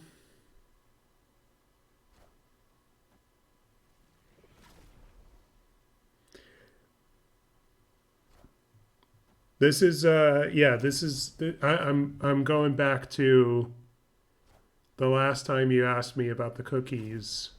Mm-hmm. My response is kind of the same. Mm-hmm. I'm not sure whether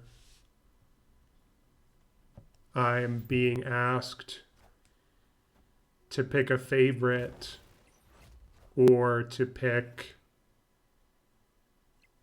um, like the the more emblematic symbol of Christmas. I mean, I think that it's an intersection of that. Like, what's the emblematic symbol of Christmas most? Like, what wins Christmas? Yeah, you keep saying that. Yeah, because it's like an ambiguous, you know what I mean? It's like not ambiguous, but it's like that's the bracket, you know? Can you tell I'm getting tired?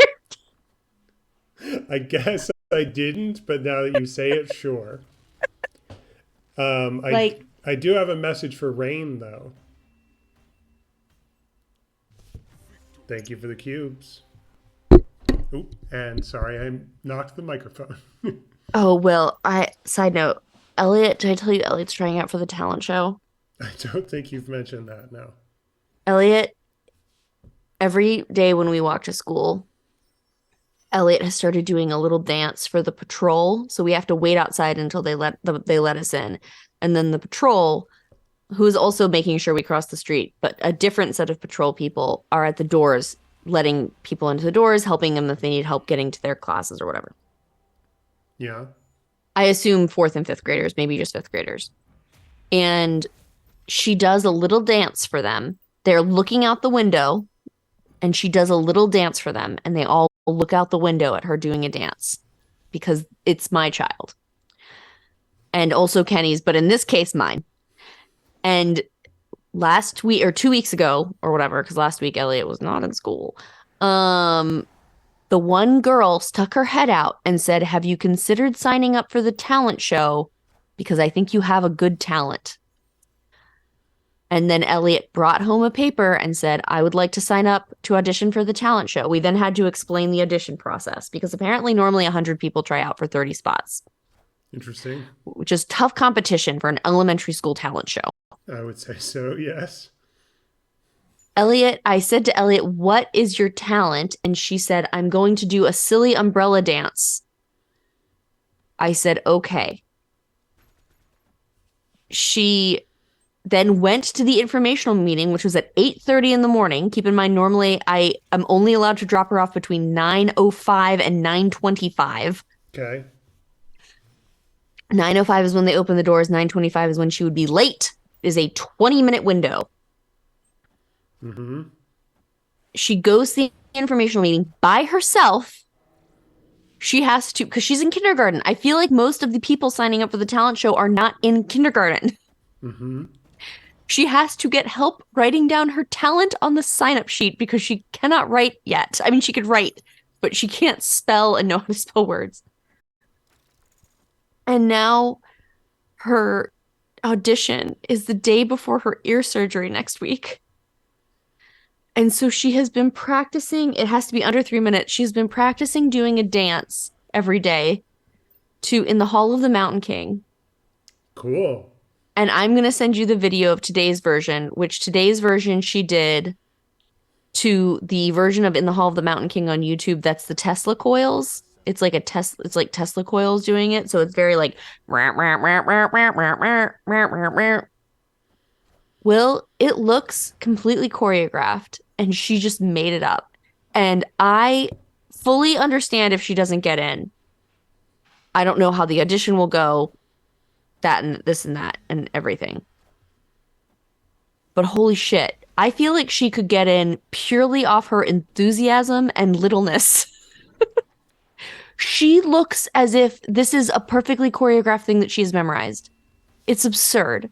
Every time I see her do it, I think, oh my God, how did you do this? You are so small. I can't wait to Uh, see it. Um, but I Great, bought her, great song I bought, choice. I bought her a child-sized top hat Uh huh. Sure. because she wears a hat and at the end she takes off the hat. That's the one consistent thing. As if to say thank you for the cubes. Yes. um, I think it's Christmas tree, Will. Yep. I'll agree with that. A real Christmas tree too, specifically. Real trees. Colored lights or it's a Charlie Brown Christmas. It's Merry Christmas, Charlie Brown. That's tough. I think there's Yeah. no. I think there's no wrong answer. I think that the. I think that the peanut special is so iconic that that would be my preference. I But think that's my winner too, because it's like also it includes the lights sort of iconically. So we sort of mm-hmm. double dip there. Good point. That needed to be said. So This thank is you. me fixing the sad tree in a shuffle. Very good. Okay, Chuck. Did you say Chuck? Yeah, for Charlie Brown. Oh, okay. Thought you said it instead of check, like you were No, checking it off the list. no. Okay, this is also hard. A visit from St. Nicholas or eggnog. That is hard. And my gut instinct is to say eggnog because I like it so much. However,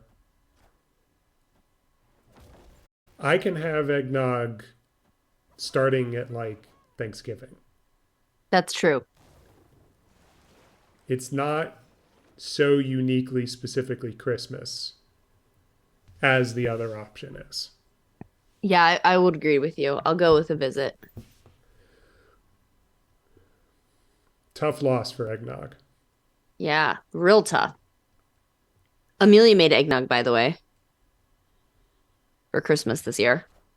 Yeah, how was it? It was, well, okay. It was delicious. I want to preface this by saying it was delicious. She used a New York Times recipe, and the New Did York it Times have recipe, peas in it? no, it didn't have peas in it. do, you, do you get the reference? I do, but I can't remember. It was It guacamole. was guacamole. Yes, There we go. that was the Times, right? Yeah, that was the Times. Okay. Yeah, that's it. Um, it was like a big bowl. Like it probably made like a half gallon or something, maybe more than a half gallon.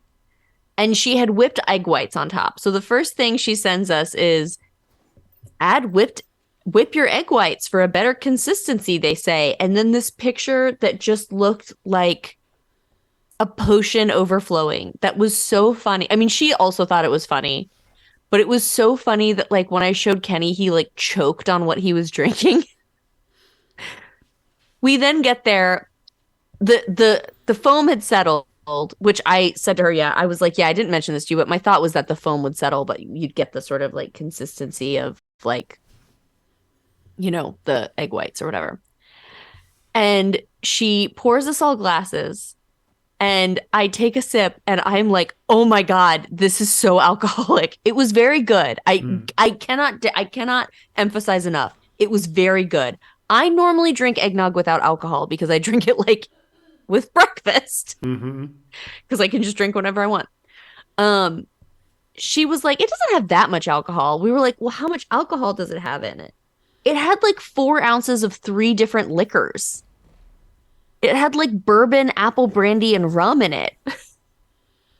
Yeah, I guess that sounds like a lot for the quantity you described. It was like in one of the large Pyrex bowls that's probably like a half gallon or something. Uh-huh. And it was just like, I mean, it was, again, it was so delicious. But I was like, Amelia, I cannot finish um like drinking this because I'm the one that has to drive home tonight. Funny. Um, but yeah, she was so funny about it. She was like, it's not, because she kept being like, it's not that much alcohol. And we were like, Amelia, it's so much alcohol. Like, I feel like I'm just drinking a cocktail, Mm-hmm. not like a drink that has alcohol in it. Hey, real quick, left or right? Right. Okay. Um, Stocking stuffers or carolers? Uh, Stocking stuffers. Same. Okay. We're in it now, Will. As a side note, I do highly recommend making your own eggnog. It's like really fun. Yeah, it's one Um, thing I haven't done yet. I will say one more side note about eggnog, which is that during the pandemic when Blake came over for Christmas, he was like the only one over. And this was 2020 Christmas. He then did get COVID like a week later. It was like we had seen him like he got COVID like 4 days after we had seen him and we ended up not getting it. And he had it bad. Not like hospital bad, but he was sick for like 3 or 4 weeks. Um, and like relentlessly sick. You know what I mean? Like not just Mm-hmm. like where he would have like a terrible cough for like 4 days and then he would have the worst congestion of his life for 4 days and then he would be like violently ill like with like stomach stuff for 4 days anyway. um he was like, I don't like eggnog, and we were like, what? Yes you do. He was like, oh, I've never had it, and we were like, what, you've never had eggnog? And then I wish I had taken a video of this. He took a sip of it and was like, this was literally his face, Will. He was like, this is amazing. I was like, yeah, it's drinkable custard, you motherfucker. Of course it's delicious. If you like custard, you're gonna like eggnog. And I know you like custard. Anyway, Got him. a real Christmas tree or a Charlie Brown Christmas? This is a very funny matchup considering the contents of, So of a Charlie Brown is this the Christmas. beginning of the final four? This is the final four, baby. Okay. So the winner of this will advance to the finals against the winner of the next matchup, which we haven't heard yet. Mm-hmm. Though Um, a clever reader will be able to remember. I'm Listener. I'm obviously not a clever reader Me either, because I or don't remember, and I'm like looking right at it. uh, um, again, there's no wrong answer. I think that the more, what does egalitarian mean? Because that's the word that comes to mind, but I don't Means like available to that people. I think the more egalitarian choice is Charlie Brown. Yeah. I think there are some Related to or believing in the principle that all people are equal and deserve equal rights and opportunities. here's speaking from my fake tree background. Uh huh. Although I have come to prefer the real tree alternative, I do not appreciate snobbery Yes. about Okay. choosing real over fake. Mm-hmm. And I would not, maybe because of my background, I would not think of shaming anyone Mm-hmm. for having a fake tree. Mm-hmm. So I kind of don't want real trees to win it all because of the real qualifier. Okay, but what about the fact that a major plot point in the Charlie Brown Christmas is exactly what you're describing? Does that have anything to do with fake trees, though? Yes. Yeah, they go to the tree lot and they're all the pink aluminum trees. And the Yeah, tree that they pick is the real tree, which looks like a dying stick. And Charlie Brown's like, no, this is the real tree for Christmas. I And guess. then they go home and they put the thing on it. He goes, I killed it. Yeah, no, I mean, I think. And to be fair, both are sort of, I mean, it's with trends, right? So at the time, they're basically saying, you know, it's commercialism to buy a fake tree when real trees exist and you can just get a real tree, right? Mm-hmm. And now it's sort of like saying, well, it's nicer and better to have a real tree if you really care about the environment, if you really care about this tradition, as opposed to maybe having what's available to you, which is maybe a fake tree. In the special, I think it definitely is what you're saying it is. 100% wouldn't deny that. Also, I haven't watched it in a little while, but in my memory, there's a little bit of nuance in. I feel like they're kind of. Charlie Brown is sort of being poked fun at a little bit Uh-huh. for being so dedicated to getting a real tree that he gets something really shitty. Yes, that's true too. It's definitely the anti-consumerism angle that you said, but with that sort of mixed into it as well. Um, yeah, for me, I take your point, and and I think you're right, at least in the sense that the point of a Charlie Brown Christmas is, even if you are looking at it even with the like religious aspect mixed into it, mm-hmm, I feel like what Charlie Brown Christmas is at its core asking you to do, because it's not really asking you to just be like purely religious about Christmas. right, What it's asking you to do is say, what are these traditions? Why do we have them? Why do we maintain them? And then what's worth really keeping? Because in the uh-huh, end, they do keep the real tree, right? uh-huh.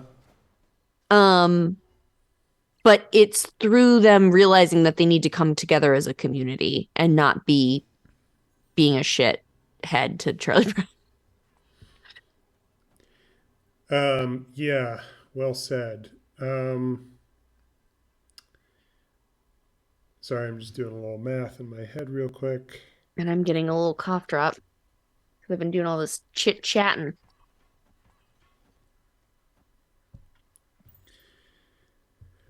Um,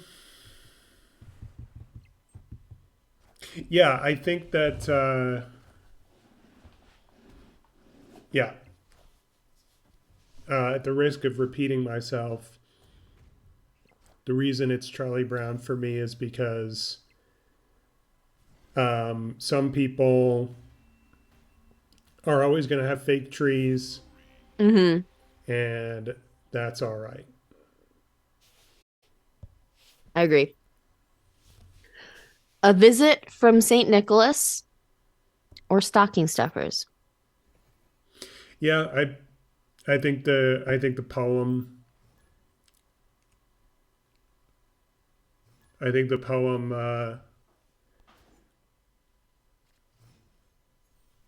says Christmas to me more Someone needs to go to sleep. I thought somebody was asleep all this time. than what's in my stocking. And apparently she's awake. You're talking about Dana, I assume. No, look at your opponent. She's going by an alias. Oh, I see. Yes, She's dropped one of her T's. Did I it's tell you? Kenny's Aunt Marie got Elliot some Christmas presents, which was so sweet of her and so nice. And she picked some really, I gave her a variety of sort of like not motifs, but like genres of things to get. And she really picked some really gender affirming stuff, which I find really heartening, and I'm really grateful for her. She did spell Elliot's name wrong on the tag. it's an easy name to spell wrong. She only put one T, and Elliot, which I think is particularly funny because she mostly interacts with Elliot, interacts with Elliot online. So like she hypothetically sees her name constantly spelled correctly. To a lot of people, that doesn't make a difference. But so Elliot saw this and went and got a pen and added the extra T. Sure. It's like my little copy editor. Um, yeah, a visit from St. Nicholas is the winner. Okay, we're down to the last two, Will. And this is actually a pretty even pairing. I would agree. A Visit from St. Nicholas or Charlie Brown.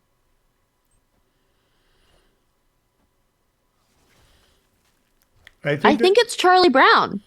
I think that there's something perfectly balanced about the Charlie Brown special Yeah.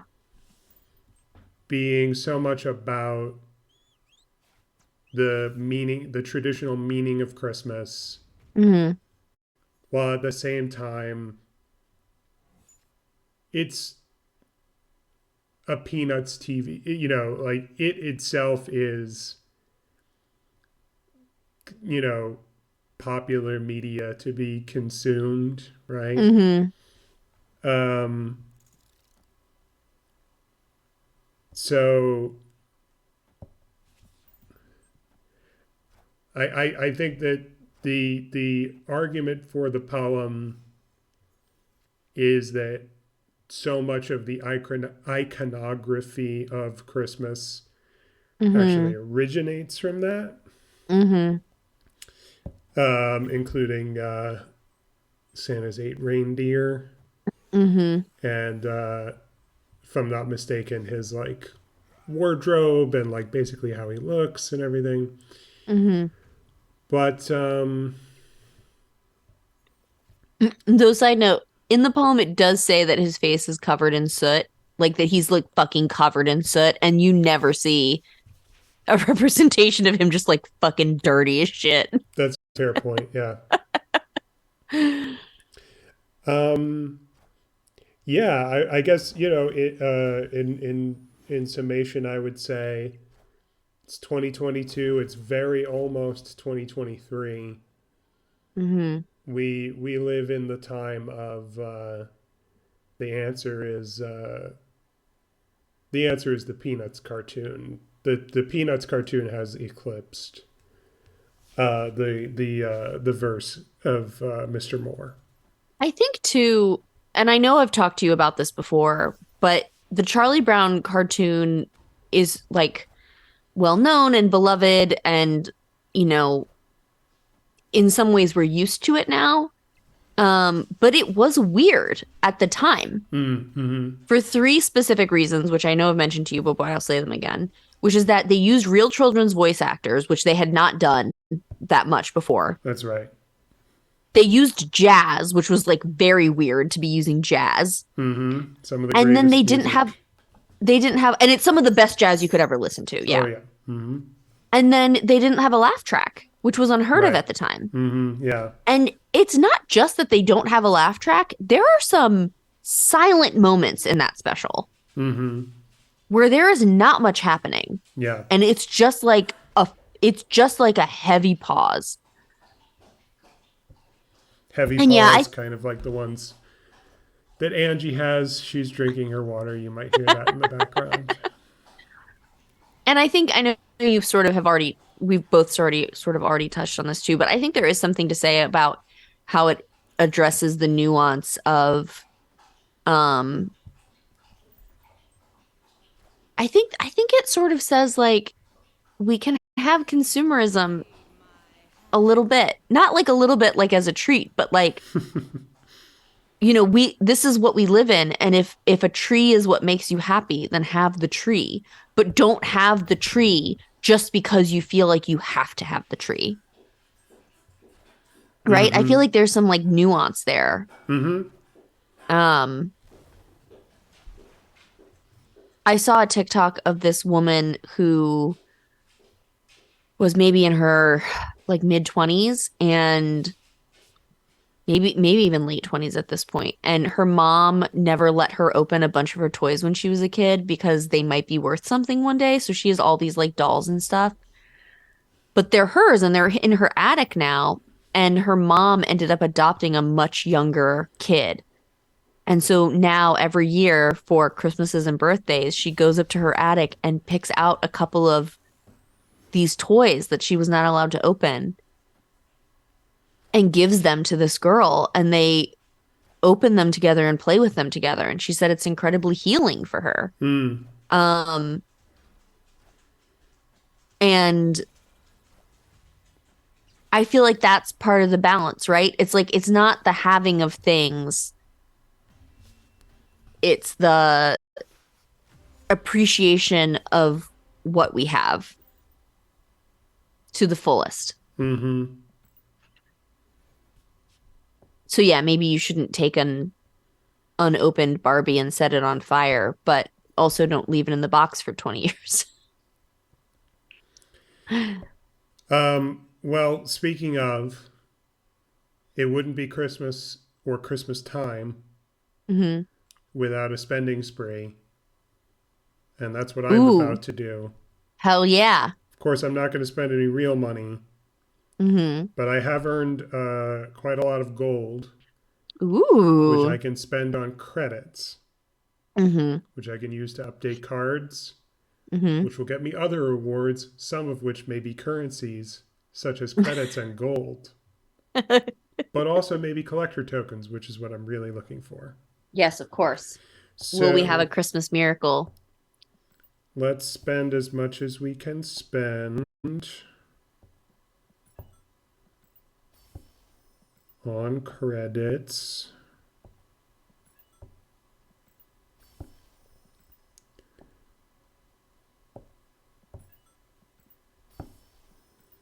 Let's see where we top out.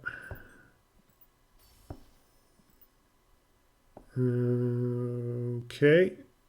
Bought all the credits we can. I have 1905. Okay. Let's start upgrading some cards. Let's start with Nova.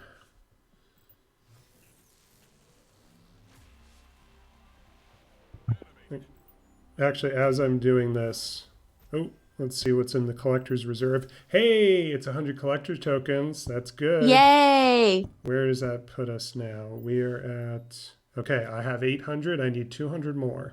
Okay.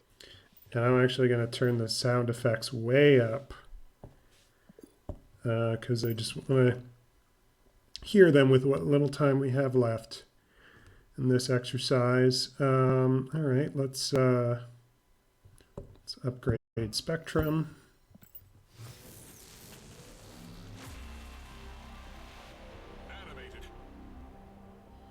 Quality increased Epic. Could be talking about the stream. Hmm. That's worth 50 credits. Let's do this Ebony Maw.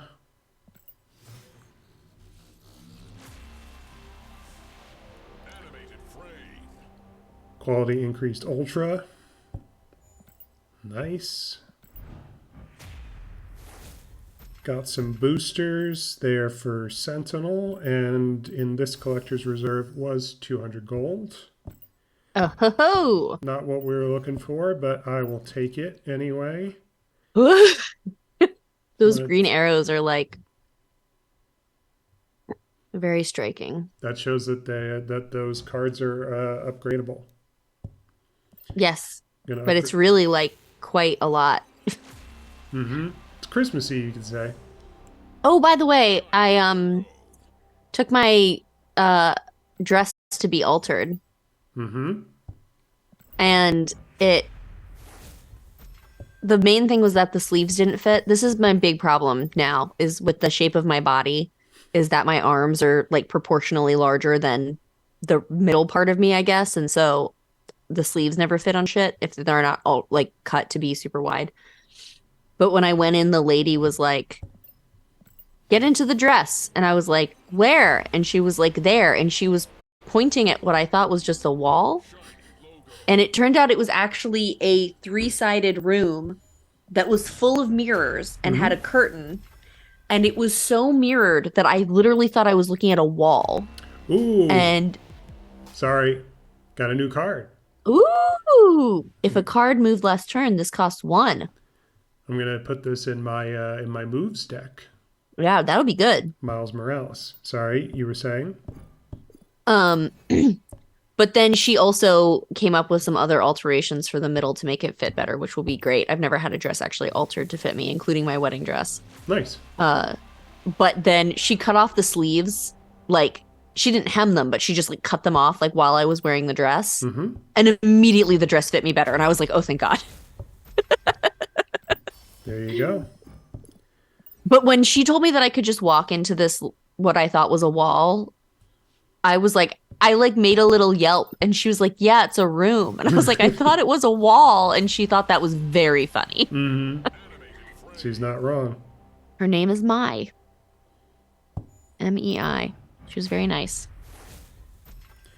Okay, 10 more boosters. They're for Captain Marvel. And I've got another collector's reserve. Anything could be in here, Liz. Let's see. It's a new title. As performed by Dazzler. Mm-hmm. I feel like this is, I haven't watched it yet, but mom told me that there was a $800 Chanel advent calendar. And she was like, there sure were a lot of stickers in those advent calendars. So is As Performed by Dazzler better or worse than my current title, which is The Silver Couch Surfer? No, it's worse. That's the best one. I should stick with The Silver Couch Surfer. Also, I am on the toilet is terrible. Why would they do that? I wish I could delete it. Yeah, I agree. I am so against potty humor. It is like the only thing that is remotely related to potty humor that I find to be funny is butts. Like butts are funny. Okay. I don't want to talk about what's going into or out of a butt though, you know? Uh-huh. Yeah, no, that's fair enough. Yeah. Occasionally, if you're just talking about like the act sort of as like of something like a bodily function, like as a sort of neutral object in the story, not like the flatulence itself and the sound of it, for example, I will find those stories funny, but it's a narrow scope. And I have always been like this. Mm-hmm. Do you know, I don't know if you know this, Sarah hates like babies with messy faces, and I do too, but not nearly as much as she does. Mm-hmm. And she said that even as a child, she would never stand, like she would never be covered in spaghetti sauce. She would never have allowed that. Like she hates the feeling of it. Mm-hmm. And this is me with like body humor. I, as a young child, did not like it. It like really makes me upset. Well, I need to remove something from my move deck in order to make room for Miles. And I think it's going to have to be Quicksilver. Yeah. So goodbye, Quicksilver. Hello, Miles. He can get out of there real quick. That's right. We showed Pietro the door. As Joss Whedon once did when he killed him off in Avengers Age of Ultron. I think that was a rip-roaring success. I think we had a great holiday stream, Will. I think we also came to one of the most genuine conclusions of a bracket we've ever had. Completely genuine and well-earned, and a decision that will be lauded and praised and supported, and overmined, which is the opposite of undermined, for many years to come. Oh, what's that game we played that has chapters? Deltarune. Yes, not Undertale, which is the original. Is that coming out soon? Is that happening? I feel like no. Do we know when? No news that I am aware of. Okay. I know that it was sort of like he released it as like a free thing, as like a nice thing, but then I don't know. I've been thinking about that game. It's cool. So you should play Undertale. You'd really like it. It's such a weird game. Yeah, well, I'm playing Pokemon right now. I'm playing God of War Ragnarok. Oh yeah, Kenny's playing that too. I've played No, he's not. He's still on the original one. The original of this set. Right, the previous one, yeah. Yeah. Well, I won't spoil anything, but I am eager to talk about it when spoilers are allowed. Did I tell you that when Elliot watched Kenny play a little bit of it, and then Kenny was like, "This is too violent." Like sometimes it's fine, but it's not other times. Did I tell you that Elliot referred to? At one point, she referred to the Papa and me. Like she immediately was just like, "This is you and me, Papa. We're on an adventure." And Kenny was like crying. Mm-hmm. Mm-hmm. Oh God, children, man, they kill you. They just kill you with their cuteness. Yep. Yeah, well, Merry Christmas. Merry Happy New Christmas. I mean, for me it is already 2023, but Happy New Year to you. I don't remember why. Because I celebrated the New Year in November. Oh, yes. I forgot about that. Right. Right. Right. Right. So as far as I'm concerned, I'll be asleep. I don't think I'm gonna. Well, sometimes we still do like a Zoom chat at midnight, but Yeah. You also I said in the past you weren't going to watch the Super Bowl, and then you texted me, guess what I'm doing? Didn't think I'd be doing this. Here we are. wasn't going to. Mm-hmm. Is the super? Do we know where are we with the Super Bowl right now? Rihanna's singing, right? I don't know. You apparently know more about it than I do. I feel like they announced who was singing that Rihanna was at the Super Bowl, like before football started, and this was like the first time that I had heard this information so early. Have you watched Bones and all yet? No, for some reason I haven't been getting out to the movie theater. Uh, um, but yeah, Happy New Year, and I'll Happy New see Year. you in 2023. An See you. impossible time, impossible year. See you in 2023. And I will literally see you in 2023 a few times. That's right. I'm looking forward to it. Bye, Will. Love you. I was about to hang up, but you're the one that's ending the stream. Love you too. Bye.